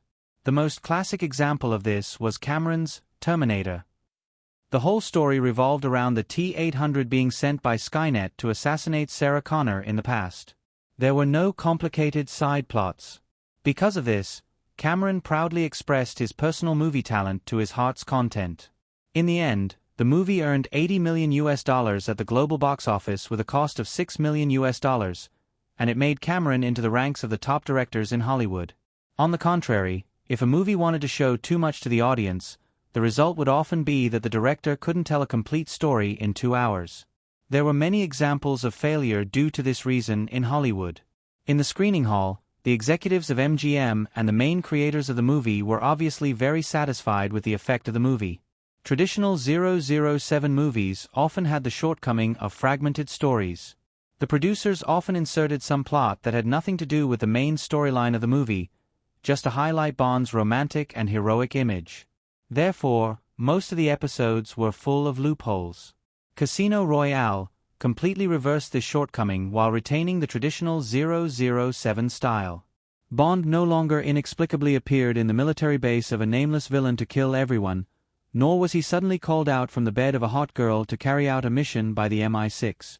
At the end of the screening, the lights were turned on, and there was a burst of applause in the screening room. Knowing that Eric was not an opinionated director, everyone began to speak freely in the screening room, expressing their various opinions about the film.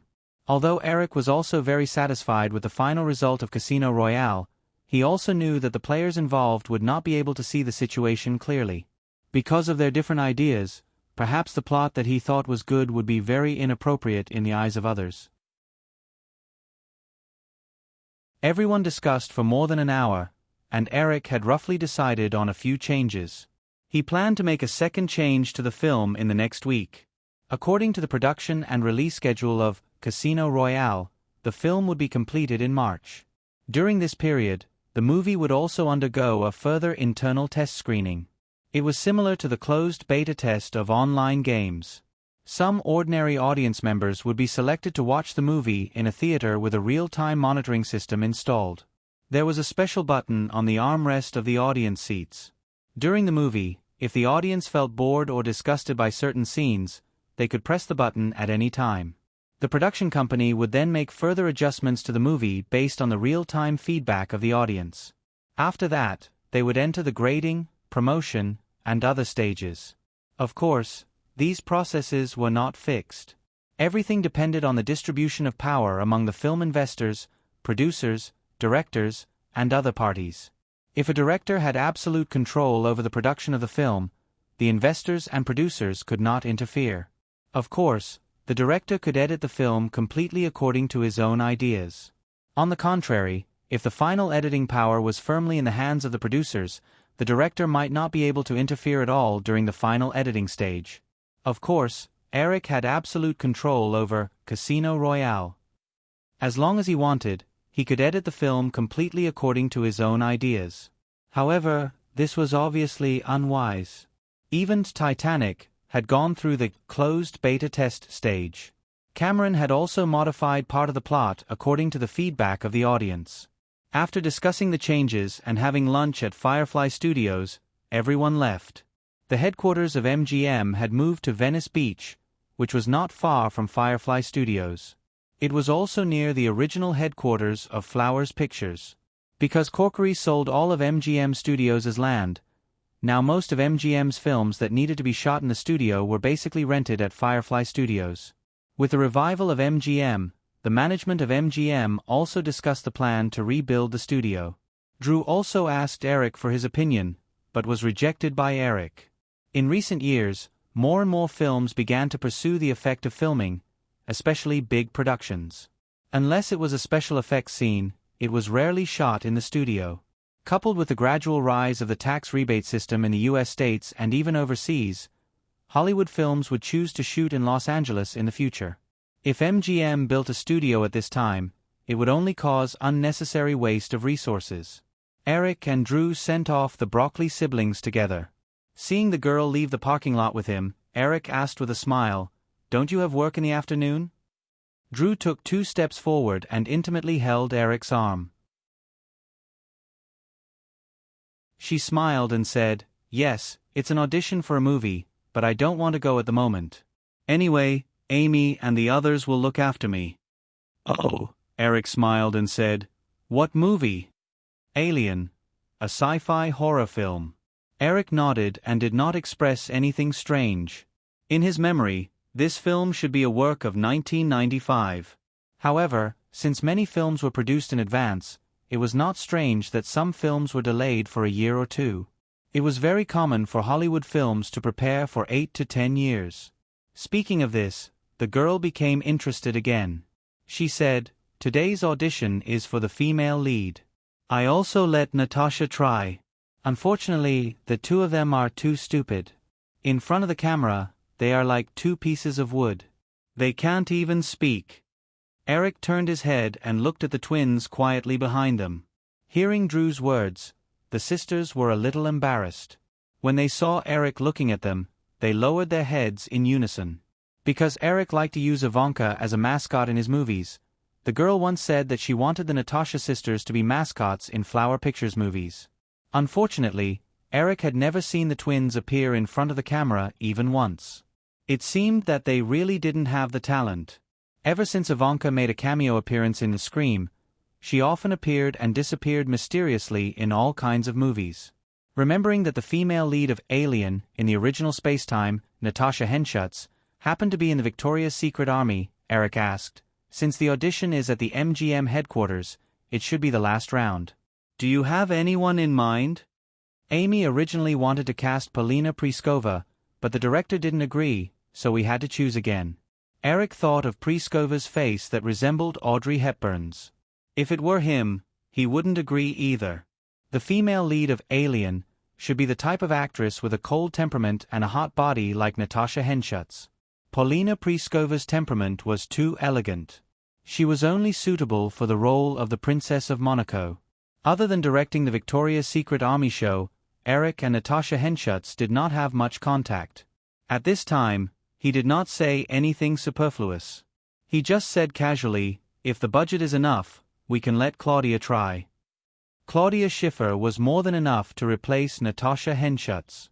The 2 of them had very similar temperaments. The girl shook her head. "We invited her, but Claudia didn't want to act. Because there are a lot of bad scenes in the film and the production budget is not that high, we plan to use a cheaper newcomer." The 2 walked all the way. They did not go back to Eric's office in the administrative center. Instead, they went to the office loft of the Digital Domain. Cameron had already arrived in the morning, but Eric was busy with Casino Royale, and the two of them only met twice. During lunch, Eric did not see Cameron's figure and did not know if he had left. Walking into the #1 loft of the Digital Domain and asking the staff, Eric quickly found Cameron in the lounge area, who was sitting at a table with Stan Winston and talking about something. The great success of Titanic on a global scale had completely relieved Cameron of the initial pressure. Recently, he had been quite high-spirited. Seeing Eric approaching, Cameron and Stan Winston stood up and greeted him. After greeting him, the four of them sat down at a long table. Eric asked the twins to make coffee, but Cameron could not wait to say, "Eric, I didn't expect you to hide something good here. You didn't even tell me before." Eric smiled and said, "You are more familiar with this place than your own home. What can be hidden from you?" As a film technology fanatic, whenever Cameron appeared at Firefly Studios, most of the time he was there for the Digital Domain. Even if he was not working, Cameron often came to see some of the new special effects technology that had just been developed by the Digital Domain. In the past few years, the two sides had worked together very happily. In terms of technology, the Digital Domain had spared no effort in supporting Cameron's films. This also led to Cameron not creating his own Lightstorm studio. Most of the time, he only used the Digital Domain's resources to realize his various ideas. This, in turn, allowed the Digital Domain to benefit a lot. Stan Winston saw Eric looking at him in confusion and explained, "Eric, it's the IMAX and 3D screen that we just installed." Eric immediately understood. Last year in New York, after accidentally noticing IMAX, Eric asked the Digital Domain to set up a related technical team to cooperate with a Canadian IMAX company to develop IMAX and polarized 3D technology. These two technologies had actually been around for decades, but for various reasons, they had not been popularized on a large scale in the film industry. Now, with the funding and technical support of the Digital Domain, the related applications were quickly developed. The IMAX company was also doing the final public relations for the conversion of ordinary film to IMAX film technology. It was expected that the normal 2-hour IMAX film would be realized next year. Before that, IMAX films were only 40 minutes long, and the conversion technology was not mature enough. Polarized 3D technology was even simpler. In order to carry out various tests, the Digital Domain had recently installed a 3-Dimax combined big screen in the studio.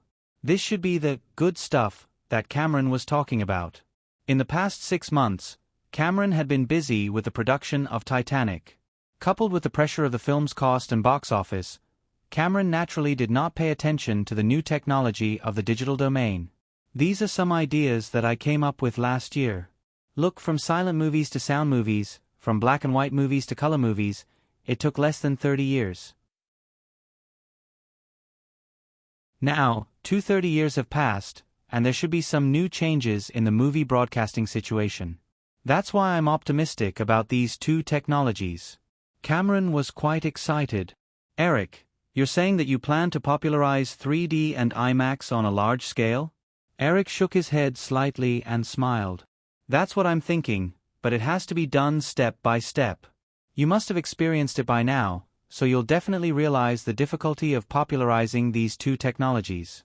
3D might be easier, as long as you change the 3D projector and the related supporting facilities, but for IMAX, it's obviously not realistic for most theaters in North America to change IMAX screens. The number of movie screens in North America had exploded over the past few years, from 22,000 screens in the early 90s to 28,000 screens now. However, the more developed the film industry was, the more difficult it was to reform it. There were 28,000 screens in the United States, and most of them were theaters built according to the specifications of ordinary 2D screens. These theaters could not accommodate IMAX screens that were dozens of meters long and wide. If they wanted to promote it, they would have to build new theaters. Therefore, Eric's first step was to start with the easier 3D. As a movie fanatic, Cameron was more idealistic than Eric. When he heard what he said, he was not discouraged. Instead, he said, "Eric, I believe that as long as you want to do it, you will definitely succeed. So, don't you think that maybe we can try this technology on Spider-Man? Think about the scene of Peter Parker flying over tall buildings on a huge IMAX screen. Oh, and with the addition of 3D, that scene must be very shocking."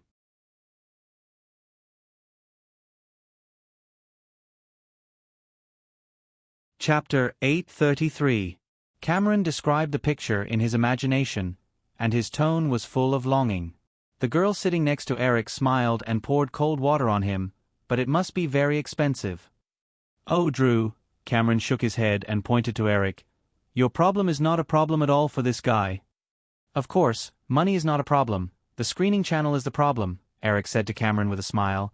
If you make Spider-Man into the 3D IMAX format according to your idea, then you will find that you can't find a cinema chain that can play this movie. Eric's words were like a basin of cold water. Cameron also woke up and remembered what Stan Winston said. The 3D IMAX screen used for testing in Firefly Studios was definitely one of the few in the world, even if it was not the first one in the world. However, when he thought of the 3D IMAX screen, Cameron immediately understood. He looked at Eric and said, "You guy, I was almost fooled by you. Since the 3D IMAX screen appeared here, you must have a plan in mind, right?"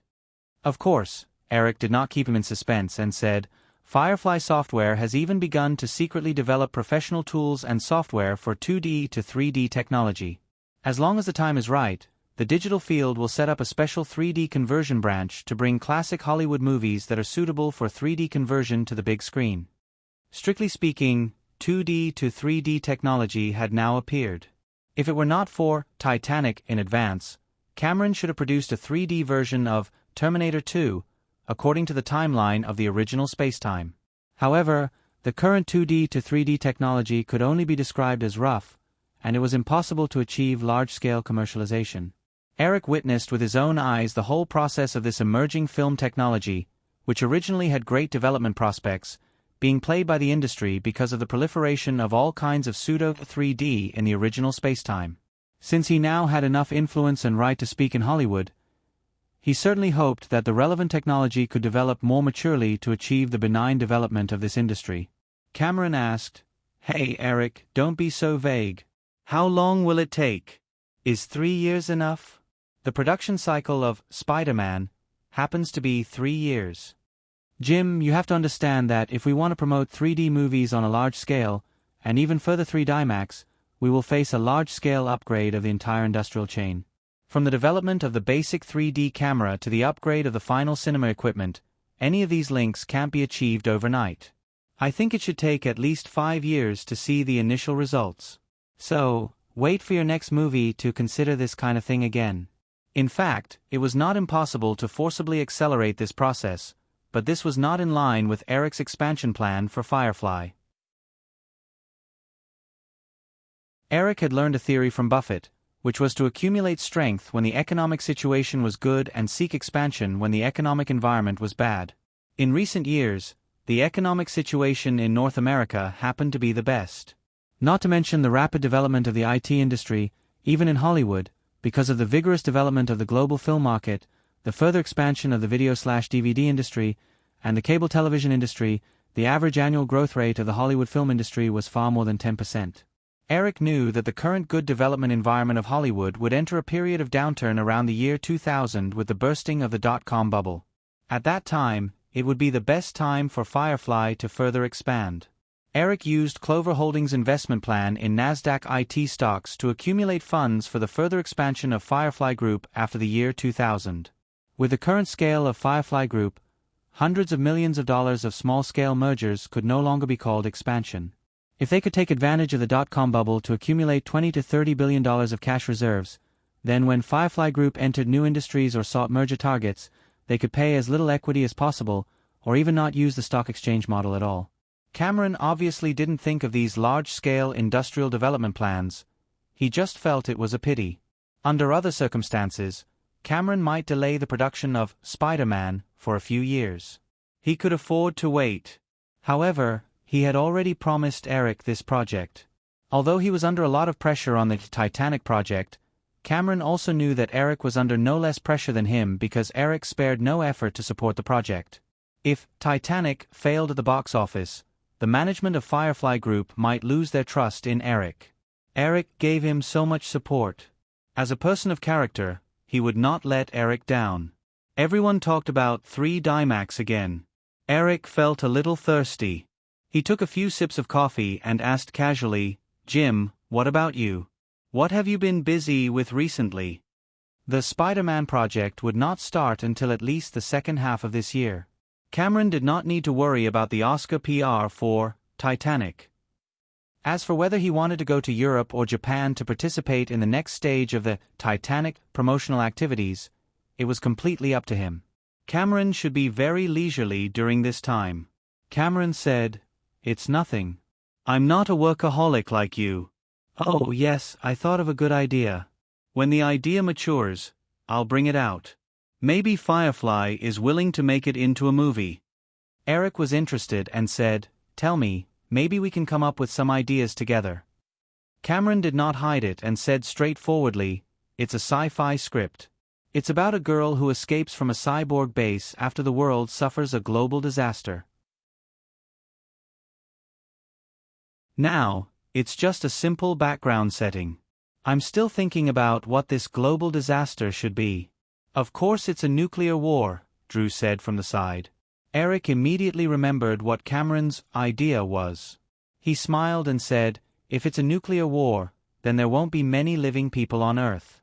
A large-scale nuclear war, the residual strong radiation is enough to make the world uninhabitable for decades." "That's true." Stan Winston also said, "Moreover, after a nuclear war, it should be followed by a nuclear winter. The radiation clouds will block out the sun, and the surface temperature of the Earth may even drop below zero.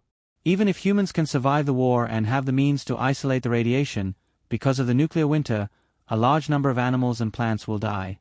Humans will also die due to the lack of food." "I think so too." Cameron said, "So, a nuclear war is not suitable at all. It'll be a post-apocalyptic era. What I want is a chaotic era after a large-scale global disaster.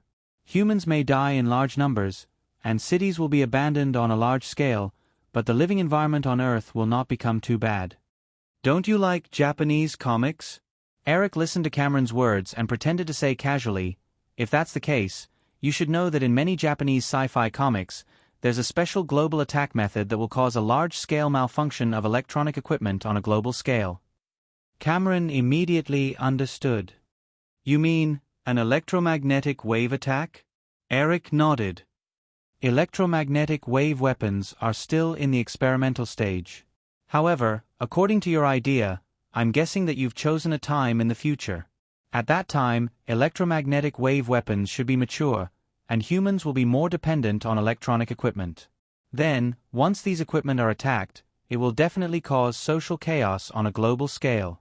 Think about it, if there's a global blackout now, the consequences will be disastrous."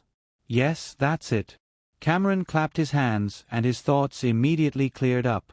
He said, "We can even set up a more complete worldview for this story. A turbulent era, a martial law society, and civilians struggling to survive at the bottom. Yes, and after this disaster, an even bigger conspiracy will be hatched. Therefore, the female lead in the story should be the link that connects all of this." Eric continued, "However, according to this setting, I think this idea should be more suitable to be made into a TV series, not a movie." "This is not bad." Cameron did not insist. He said, "The girl in the story should be very kind, but also very powerful. At the same time, her personality should also have a very complicated side, like an angel living at the bottom of society. Yes, let's call her the Atonement Angel. What does everyone think?" "Very good." Eric smiled and nodded. He said, "The Atonement Angel of the Apocalypse." "Yes, the Atonement Angel of the Apocalypse." Cameron said, "Let's call it that. I'll come up with the setting in the meantime. Eric, if Firefly is interested, prepare a scriptwriter team for me." Eric nodded. The Atonement Angel of the Apocalypse. Although in history, this classic American sci-fi TV series was axed after only 2 seasons, that was not because of the TV series itself. Until many years later, sci-fi fans were still obsessed with the follow-up story of The Atonement Angel of the Apocalypse. "Jim, I can help you prepare a scriptwriter team. However, I have a request." "What is it?" Cameron asked curiously. Eric smiled and said, "I'll still choose the female lead. I don't trust your aesthetic standards." Everyone burst into laughter. Cameron shrugged and said, "All right, it's up to you. However, I'm still very satisfied with the female lead of Titanic. This shows that our aesthetic standards should be similar." Oh, also, Eric suddenly remembered something and said, "This TV series is more in line with the tastes of young people. It's not suitable for broadcast on ABC. Coincidentally, Fox's The X-Files ended this year. If you're willing, perhaps you can let this movie take over the slot of The X-Files." "That's your business." Cameron said, "I don't care about the distribution of the movie. Even if you directly let Fox produce it, I don't care." Eric nodded and smiled. "Then I'll directly get the scriptwriter team of The X-Files to contact you. They happen to have a lot of experience in writing sci-fi scripts. Apocalypse Angel is an accident, and Cameron's focus will still be on Spider-Man. He will not be the producer like the original Spacetime, and Eric decided to let Fox take over this project. After The X-Files ends, Fox needs a new sci-fi TV series to fill the slot. Because of the influence of Titanic, Fox is very concerned about Apocalypse Angel, and the project is in the early stages of preparation." Eric continued with the post-production of Casino Royale. At the same time, outside of Hollywood, after months of preparation, Soros's Quantum Fund started their first wave of attacks on Southeast Asian countries. The scale of this attack is not big, and Soros had been criticizing Southeast Asia's economy since last year. This had made the Southeast Asian countries wary. In the first 2-week attack, the international hot money did not gain any advantage. Instead, they lost hundreds of millions of USD in the Thai-baht trade war. Although these hundreds of millions of dollars did not have any substantial impact on the huge amount of international hot money, it strengthened the confidence of the Southeast Asian countries that they had enough strength to resist the attacks of international currency speculators on their currencies. While the Southeast Asian countries are promoting the news of the international hot money's failure, they do not know that their opponents have already found out about them. What will happen next is the real storm. Eric does not want to let go of this opportunity. Since the beginning of the year, Chris had secretly set up a trading team in New York. After the international hot money's first attack, Chris flew from New York to Los Angeles to discuss the follow-up plan with Eric. It's mid-March. Malibu. Sharp Corner Manor.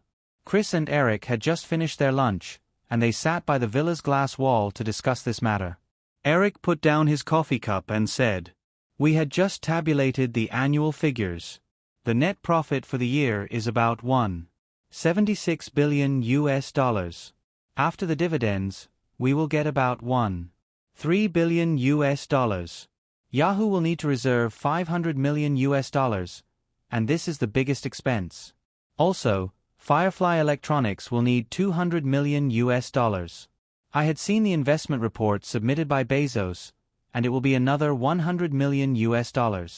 The other companies will also need to reserve $200 million US for emergencies. That's why you can only use $300 million US this time."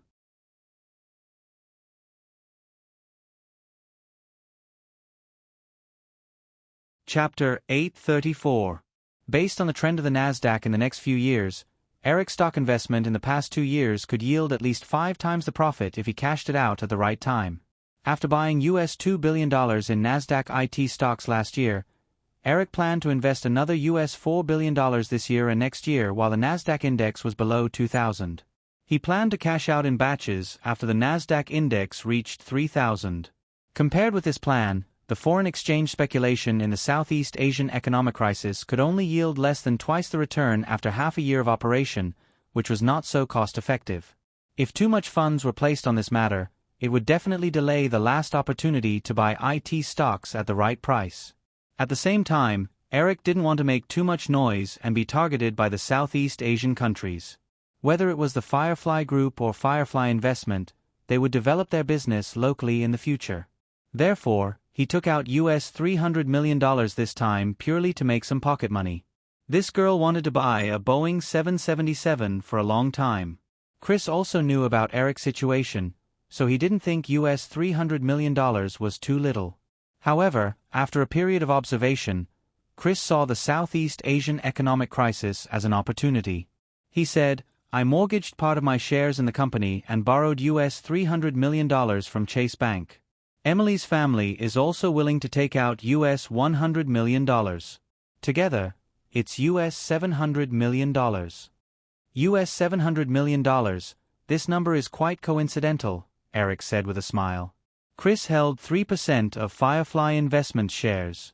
According to the current scale of Firefly Investments assets, the value was more than US $1 billion. Chris also mentioned the mortgaging of shares to Eric in advance.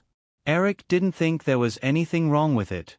Even if Chris lost all US $300 million, the loss of 1% of shares wouldn't have any substantial impact on the Firefly Group.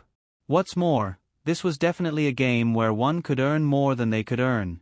As for the coincidence, it was because when Eric bet on the oil futures of the Kuwait War, the capital scale was about US $700 million. Chris immediately remembered the past. At that time, he and his father thought Eric was crazy, but the final result was enough to make people crazy. Chris smiled and said, "This time, we definitely won't be able to make such crazy profits. According to the information in my hands, after this probing attack, the international hot money will need 3 months to establish a short position. The next attack should be around July. In 3 months, everyone is rushing to build positions. Due to the competition, the leverage of our positions will only get lower and lower. In the end, it will be good if we can get double the profit." Although Chris had been busy with industrial investments in recent years, Eric could tell from this short conversation that Chris had not lost his professionalism as a top student in the finance department.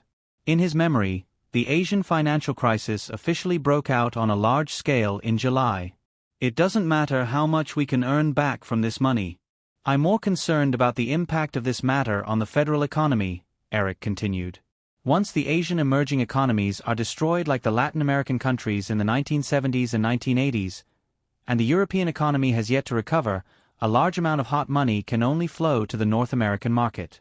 It's conceivable that the North American stock market will experience another super bull market." Chris nodded and thought for a while before he said, "Eric, although I know you have a detailed plan, I still want to remind you not to hesitate when it's time to cash out. In my opinion, the Nasdaq market is already bubbling. Take Microsoft for example.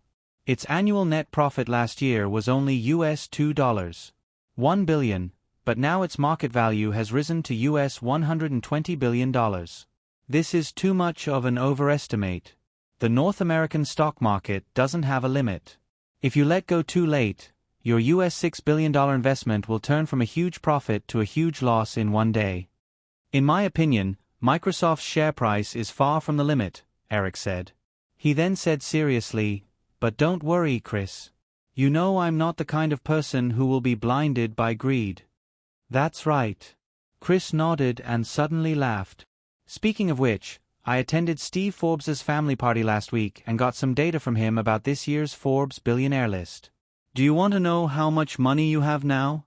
Forbes magazine usually publishes its annual Forbes billionaire list in March, and Eric is a subscriber to this magazine. He remembers this issue will be published next Monday.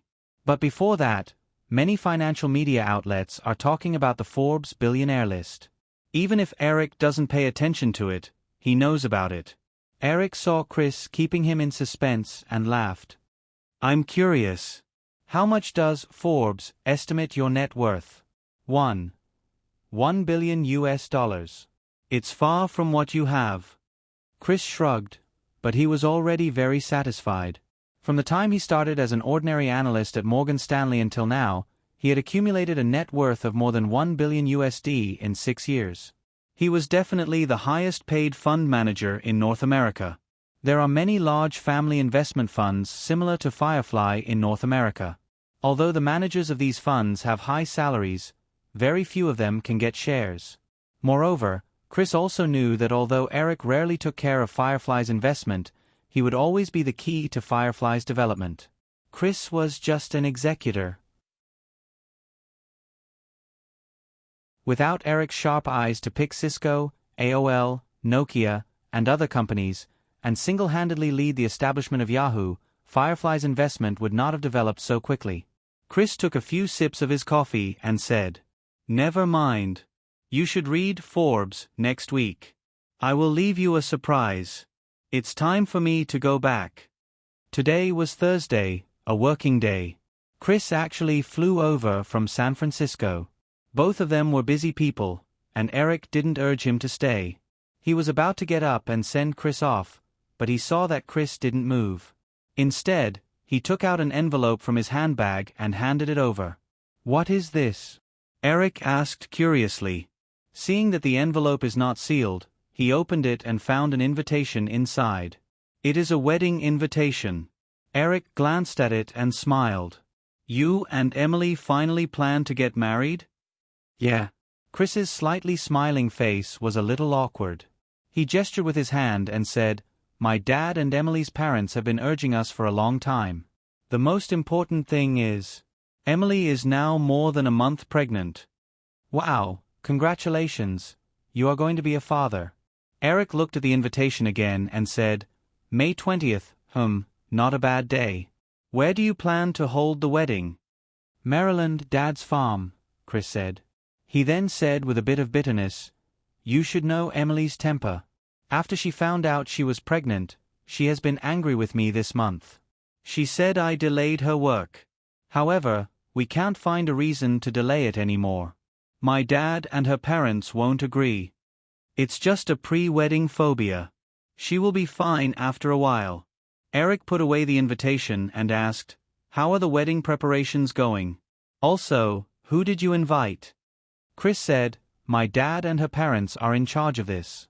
You know, they are retired and have a lot of time. As for the guests, you are the first to receive the invitation. We have not confirmed the specific guest list yet." Eric thought for a while and said, "If you don't object, why don't we use this opportunity to call everyone over for a gathering?" Chris was puzzled. "Everyone?" Cisco's John Chambers, AOL's Steve Case, Nokia's Yoma Alala, Yahoo's Ian Neer, and Firefly Group's Katzenberg, Frank, Robert. Eric listed and said, "Usually, everyone doesn't have such an opportunity to get together. Your wedding happens to be an opportunity, just like last year's Yahoo Alliance conference. I have actually been thinking that everyone should gather once or twice a year. But, isn't this a bit too ostentatious?" Chris was a little hesitant. According to Eric's idea, this should be a big gathering of the senior management of the Firefly Group. This gathering would definitely be more eye-catching than last year's Yahoo annual meeting. As a conglomerate that suddenly rose in the past 10 years and had a pivotal position in the industry, the gathering of the management of all the subsidiaries of the Firefly Group would definitely attract strong media attention. Eric joked, "This is a wedding. I think for you, this is definitely a once-in-a-lifetime event. The more lively, the better." Of course, you can go back and discuss with Emily first. If you want to invite any Hollywood stars, feel free to tell me. I will invite them for you. Then, okay, I will talk to Emily tonight, but forget about the stars." Chris did not refuse. He packed his briefcase, stood up, and said, "By the way, Emily and I won't specially send out invitations to Joan and the others. You can just bring them to Maryland. Of course, if you want to bring a few more, I won't object. Don't worry, I won't give you the chance to watch the show." Eric smiled and punched Chris's shoulder. The two chatted and laughed as they walked out of the villa side by side. After sending Chris to Santa Monica Airport, Eric went to Firefly Studios. After a closed test screening of Casino Royale, he discovered some details that needed to be adjusted. He had been busy with this recently. Eric worked until 7 o'clock in the afternoon when he got off work. There was a girl in the car, Christina Aguilera. There were a few scenes that involved Christina in the movie that needed to be adjusted. In the afternoon, the girl helped with the dubbing at the studio's post-production center. After Venice, the two did not find many opportunities to spend time together. Christina hinted a few times and waited patiently for Eric to get off work. When she did not leave, Eric did not hesitate to bring her back. After having dinner at a restaurant in Malibu, it was already past 8 o'clock when the two arrived home.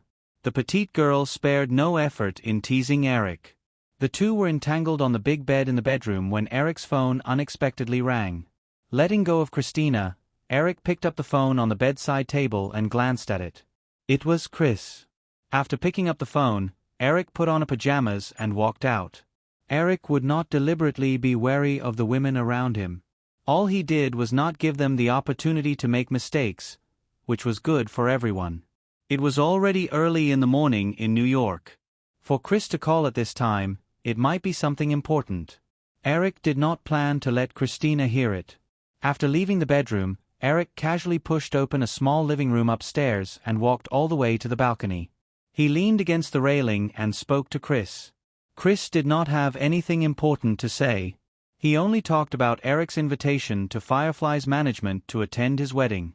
Emily had already agreed, so he called to inform Eric of her decision. Eric and Chris chatted for a while. In the end, the phone was transferred to Emily. They talked about some details. Eric hung up the phone and did not know whether to laugh or cry. At the same time, he sympathized with Chris. Chris had been flying around the East and West Coast for the past few days and had just returned to New York. It was already so late, but he still had not rested. It seemed that Emily had tortured him quite a bit during this period. A woman with an accidental pregnancy and premarital phobia. Her personality was too domineering. TSK. Just thinking about it was scary. After hanging up the phone, Eric returned to the bedroom.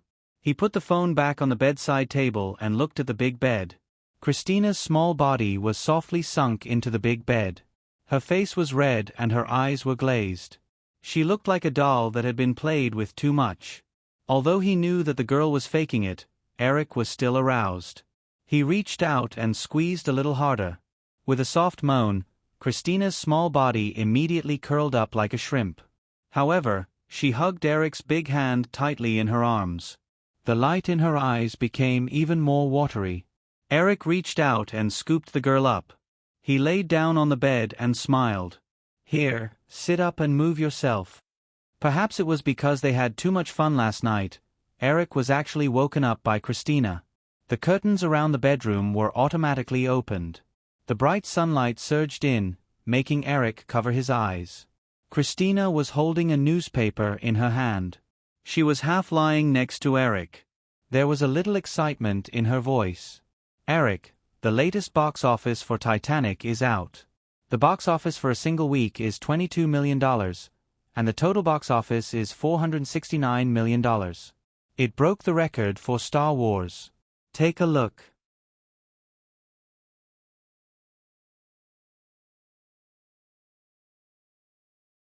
Chapter 836. The best place to hold a Titanic-themed exhibition was undoubtedly the Rosarito film set in Mexico. However, after the discussion, everyone agreed that this would not work at all. Not to mention the visa issue, most film fans would not travel across the country just to visit the filming location of a movie. What's more, the security of the Mexico-US border was also a big problem. Eric had deeply felt it during his trip to Mexico last year. If tourists were robbed, kidnapped, or even accidentally killed during their visit to the set of Titanic, Firefly would be in a very passive position. This kind of thing was very common in Mexico, where drug traffickers were entrenched and gangs were everywhere. Cameron's good friend, the Mexican director Guillermo del Toro, who was the first to recommend and assist him in building the Titanic set in Rosarito, had just made a name for himself in Hollywood when his old father in his hometown was immediately kidnapped. But Los Angeles was different. According to statistics, Los Angeles had more than 30 million tourists from all over the world every year in recent years. Los Angeles was the film holy land in the hearts of film fans all over the world. Most tourists who came to Los Angeles would basically visit movie-related attractions such as Universal Studios, Disney World, and so on.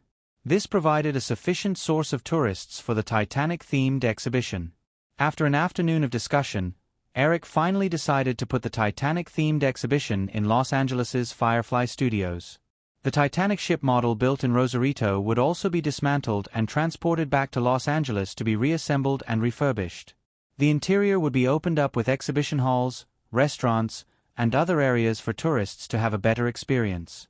Although this would cost a lot of money, compared to the huge profits that Titanic would bring to Firefly, the money was not worth mentioning. Back then, Eric had bought 100 hectares of land in Praia Vista at one time.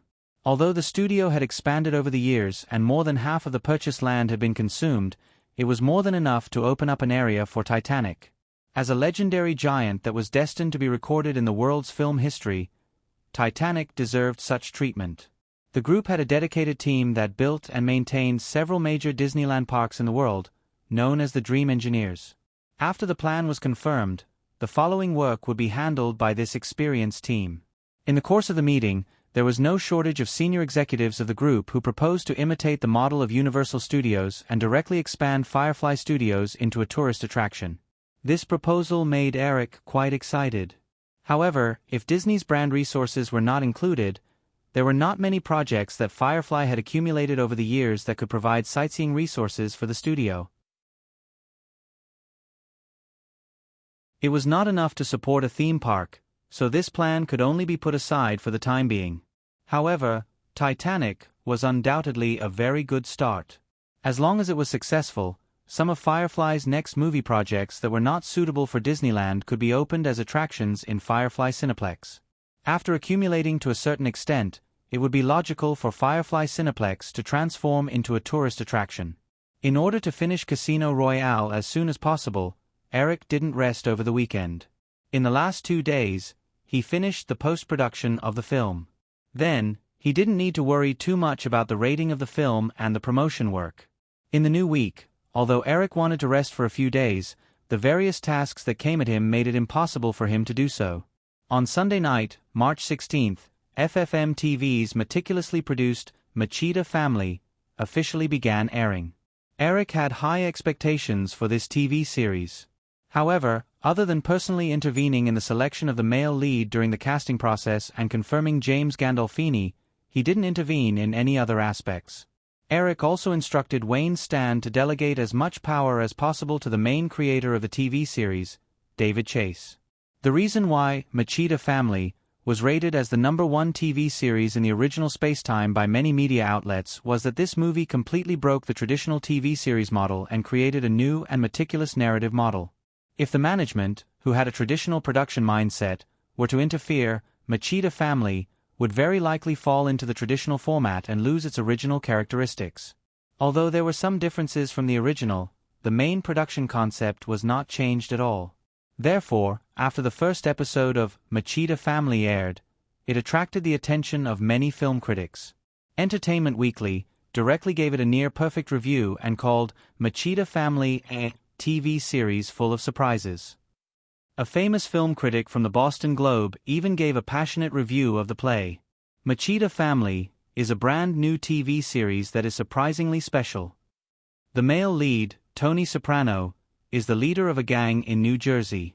However, his gang is not as ostentatious as the Corleone family in The Godfather. It's just a small group of 5 or 6 people. Their daily work is to collect protection fees and their biggest business is probably the strip club. In addition to this gray identity, he is also an ordinary middle-aged man who has encountered a midlife crisis. His 2 restless children, his neurotic mother, and his wife have all brought him all kinds of troubles, so he had no choice but to seek help from a psychiatrist. Therefore, from the characters in the film, it's almost impossible to find any highlights. However, this creative TV series is precisely under this ordinary appearance. It opens up a new progressive narrative mode for us.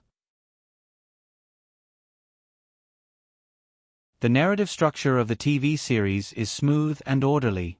The scriptwriter's control of the plot structure can be described as perfect. Not only does it make people think about it repeatedly, but they also can't help but look forward to the next episode. Eric didn't know much about the process of Machida Family from its premiere to its popularity. Therefore, he originally thought that the TV series would gradually reach its peak like Breaking Bad. However, the response after the first season of the TV series far exceeded Eric's expectations. During the call with Harvey, Wayne, and Stan, Eric asked Harvey if the media response was the result of his research. Harvey laughed and said no. At the same time, with the good publicity, the premiere of Machida Family generated a good viewership of 1.76 million, which was close to 40% of FFM's total subscribers. As a paid cable channel, every viewer of FFM was a valid subscriber. Plus, the show didn't have any advertisements, so there was no need to count the 18 to 49-year-old audience. The good start of Machida Family almost immediately alerted their main competitor, HBO. In the new week, they once again announced that they would begin production of their own TV series. The reason why it was once again was mainly because although HBO also announced that they would begin production of their own TV series last year, due to Time Warner's slow execution efficiency, HBO still hadn't announced the official list of TV series projects until the premiere of Machida Family. Eric, of course, clearly remembered that HBO's first self-produced TV series was neither City on the Hill nor Machida Family. It was Prison, which wasn't very famous but was equally good. Since HBO's response was so slow, the project of Prison naturally wouldn't fall into HBO's hands. FFM had already bought the script at the beginning of the year. As long as Machida Family received a good response, the production of Prison would begin soon. During the weekend, although Eric went to work as usual, Christina didn't leave. She stayed in the Pointy Corner Manor. The girl, who originally planned to spend the weekend at the manor, heard the news and complained to Eric over the phone. Monday morning, Eric hung up the phone with Harvey Wayne and Stan and walked into the dining room to read today's newspaper. Christina was wearing a t-shirt and jeans that exposed her midriff. She had an apron around her waist that almost wrapped her petite body. She ran around like a bee and brought breakfast into the dining room. Then, she sat across from Eric. However, the girl's expression was a little strange today. She looked like she was admiring or in awe. It made Eric feel a little strange. Eric took a sip of the hot milk beside him and asked half-jokingly, "Why are you suddenly looking at me like that? Or did you just realize how handsome I am today?" "No." Christina smiled and lowered her head to look at the stack of newspapers in front of Eric. She raised her hand, wanting to point at something, but was stunned for a moment. She stood up and said in confusion, "I remember now. I flipped through it in advance this morning. I should have left it on the sofa beside the curtain wall." Eric watched curiously as Christina ran out of the kitchen. Soon, she came back with a magazine. It turned out to be this month's issue of Forbes. He just remembered that the new issue of Forbes was officially released today. Oh, this issue also had the 400 richest Americans list. No wonder the girl had that expression just now. Eric's net worth had reached $67.7 billion last year. Before this issue of Forbes was released, most financial media predicted that his net worth would exceed $80 billion this year. $80 billion, for most people, was quite shocking. This year, other than Firefly Group's steady growth, Cisco, Yahoo, AOL, and other companies under Firefly Group's investment had almost doubled their market value. For example, Cisco's market value last year was only about $10 billion. Based on the recent stock price, Cisco's market value had increased to $33.2 billion. AOL's market value was less than $10 billion last year, but it had also increased to $15.3 billion. Come, let me see how much money I have now. With a smile on his face, Eric took the magazine from Christina. Unsurprisingly, it was a close-up photo of him on the cover. After glancing at the title, Eric immediately widened his eyes in shock and said, "They really want to roast me on the fire." On the cover of the magazine, what surprised Eric the most was not the eye-catching figure of $98.7 billion, which was tens of billions more than most of the media's predictions. Instead, it was the very sensitive title used by Forbes below the number, Rise of the Media Oligarchy. The word oligarchy was definitely not a compliment in the West.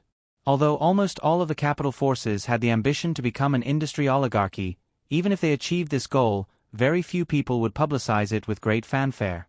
The so-called oligarchy, in the West's consciousness, also meant monopoly and exorbitant profits, as well as exploitation and oppression. Just like in the early 20th century, although the Rockefeller family created an unprecedented wealth myth, Because of a series of bad practices such as using mercenaries to suppress minors, the Rockefeller family carried a bad reputation even 100 years later. Some of the descendants of the Rockefeller family who wanted to participate in politics were even caught by reporters and questioned, "Do you still want to control the United States?" Of course, even if they didn't care about their reputation, if they were associated with the word oligarchy, they would often face anti-monopoly investigations that all companies didn't want to face.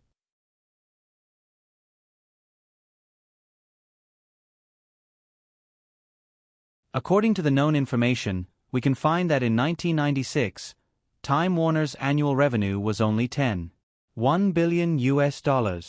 For the whole year, it suffered a loss of $191 million. The poor performance led to the stock market value of Time Warner Group, which has $35 billion of fixed assets, to only $24.3 billion. Viacom's revenue in 1996 reached $12.1 billion, annual net profit of $1.2 billion, and market value of $28.8 billion. Although it has surpassed Time Warner to become the second largest media company in North America, the gap between it and the Firefly Group is quite obvious. Relying on the outstanding performance of its media network, film and television entertainment, theme parks, peripheral products, and special effects companies, the Firefly Group's annual revenue has reached $30 billion. Compared to the Firefly Group's average net profit of 11% in previous years, the Firefly Group's annual net profit should be around $3 billion. Because the Firefly Group's various businesses still maintain a strong momentum of growth, according to the standards of a listed company, the Firefly Group's market value should be $85 billion.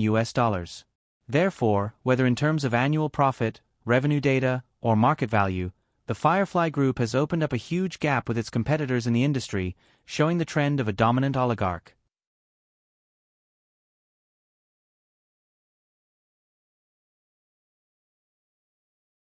Chapter 837. In addition to a detailed comparison of the financial data of Firefly, Time Warner, and Viacom, Forbes also used the example of the Big Three in the telecommunications industry as an example to prove its own point of view. In 1996, AT&T, the #1 telecommunications company in the United States, had a total annual revenue of more than $74 billion. The second and third companies, Verizon and Sprint, had a total annual revenue of only $30 billion, which was less than half of AT&T's. Although the gap between Firefly's revenue and Time Warner and Viacom's was not as large as the gap between AT&T and Verizon and Sprint, it clearly showed this trend. At the same time, Firefly's industrial layout was similar to AT&T's in many ways. AT&T itself was a diversified telecommunications industry giant. The industries it was involved in included fixed telephones, mobile communications, cable TV, communication software, electronic products, and so on. If it was compared to a single business, even if AT&T maintained its lead, it would not be able to leave its competitors far behind. But when all industries were combined, AT&T's strength far exceeded competitors like Verizon and Sprint. The current situation of Firefly Group was the same. In its television business, film, entertainment, and other sectors, Firefly did not maintain too much of a lead compared to its competitors in the same industry. However, when these businesses were integrated into a whole, it showed the aura of an oligarch that dominated the media industry. Eric sat in the dining room and patiently read all the articles about Firefly in this issue of Forbes magazine. When he came back to his senses, more than half an hour had passed. Christina was still sitting quietly across from him. She had already finished her breakfast and was just looking at him curiously. Looking at his watch, Eric smiled and said to Christina, "You still have a training session today, right? I'll get the driver to send you to Burbank." Although Eric's expression seemed relaxed, Christina did not forget the frown he had when he was reading Forbes. She was a girl who was very good at reading body language. Although she did not quite understand why Eric had such a reaction, she knew that he was not in the mood to deal with her at this time. She nodded obediently, put away the cutlery in front of her, and left the dining room with Eric. The two of them arrived at the villa together. The car was already parked at the entrance. After giving a few instructions to the driver, Eric kissed Christina on the cheek and sent her into the car. After returning to the restaurant, Eric quickly finished his breakfast and took another car to the Firefly headquarters in Burbank. On the way, he called his female assistant, Kelly, and asked her to pay attention to this issue of Forbes. The article published by Forbes magazine would definitely cause a heated discussion in the media for a period of time.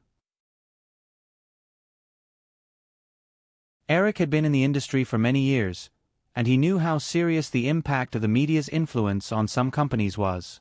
Therefore, he had to prepare some plans in advance to deal with the possible incidents. Since it was Monday, since Eric had rushed to the headquarters, he personally attended the company's weekly executive meeting. Before this, Kelly had attended on Eric's behalf most of the time. She would then organize the meeting minutes for him to review. During this period of time, the company's focus was still on the global release of Titanic.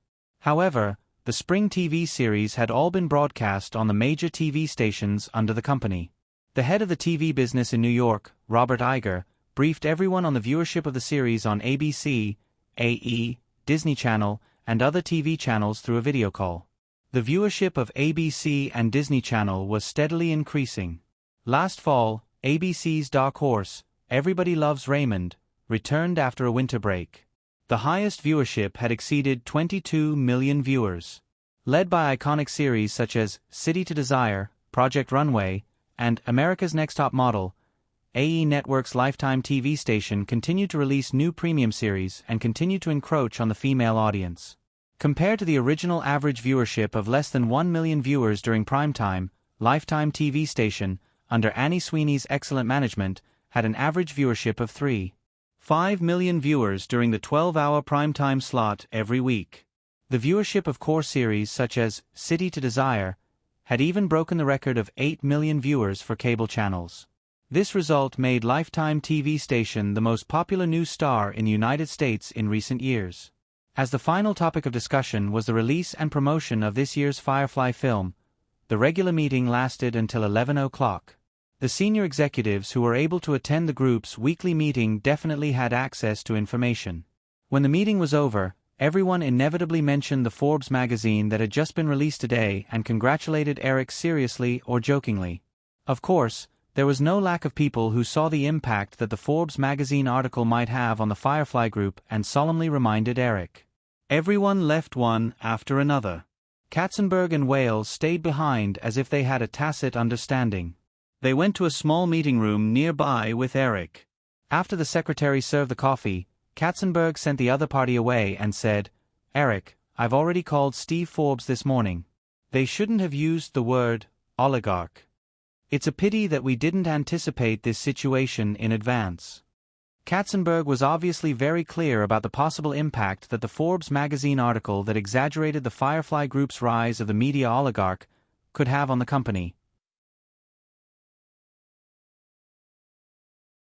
From Katzenberg's obviously angry expression, Eric could even guess that the hot-tempered Katzenberg and the head of the Forbes Group, Steve Forbes, definitely did not have a pleasant conversation.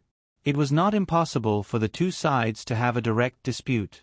In this country, the president would be scolded by the media every 2 to 3 days. Although the Firefly Group already had a very strong influence in the media industry, it was impossible to control everyone's public opinion. After taking a sip of coffee, Katzenberg continued without waiting for Eric and Frank Wales to speak. "I'll talk to Robert in the afternoon and cut off the advertising budget for all media platforms under Forbes this summer. They can't do this kind of sudden attack just to get attention." It seemed that Katzenberg really had an argument with Steve Forbes in the morning, and it was quite intense. Eric smiled and shook his head. Just as he was about to say something, Frank Wales advised, "Jeffrey, if you do this, we'll really become the media oligarch that Forbes magazine said. I don't think the situation is so serious, so it's better not to fall out with them." Frank had always been the good cop within the group. Katzenberg also respected him. Hearing Frank's words, Katzenberg also calmed down.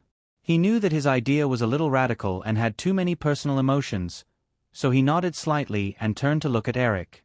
"Although we don't need to completely cut off the cooperation, we still have to show our attitude. Let Robert handle this," Eric said to Katzenberg and asked Wales, "Frank, do you think we might encounter substantial legal risks?" Frank Wales was originally a lawyer. He thought about it and said, there's no risk in the short term if the group continues to expand its business. After all, we're still far away from the real industry oligarchs like ExxonMobil, General Electric, and AT&T. However, if the company continues to develop in other areas in the next few years, such as the expansion into cable television operators as you mentioned before, we will be subject to very strict anti-monopoly scrutiny. Moreover, the possibility of failure is also very high. Eric had discussed this issue with the management 2 years ago.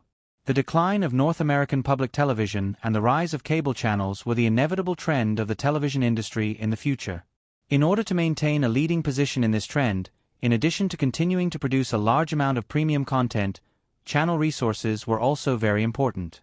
If they did not have their own cable television broadcasting platform at all, Firefly's television business would be easily choked in the future.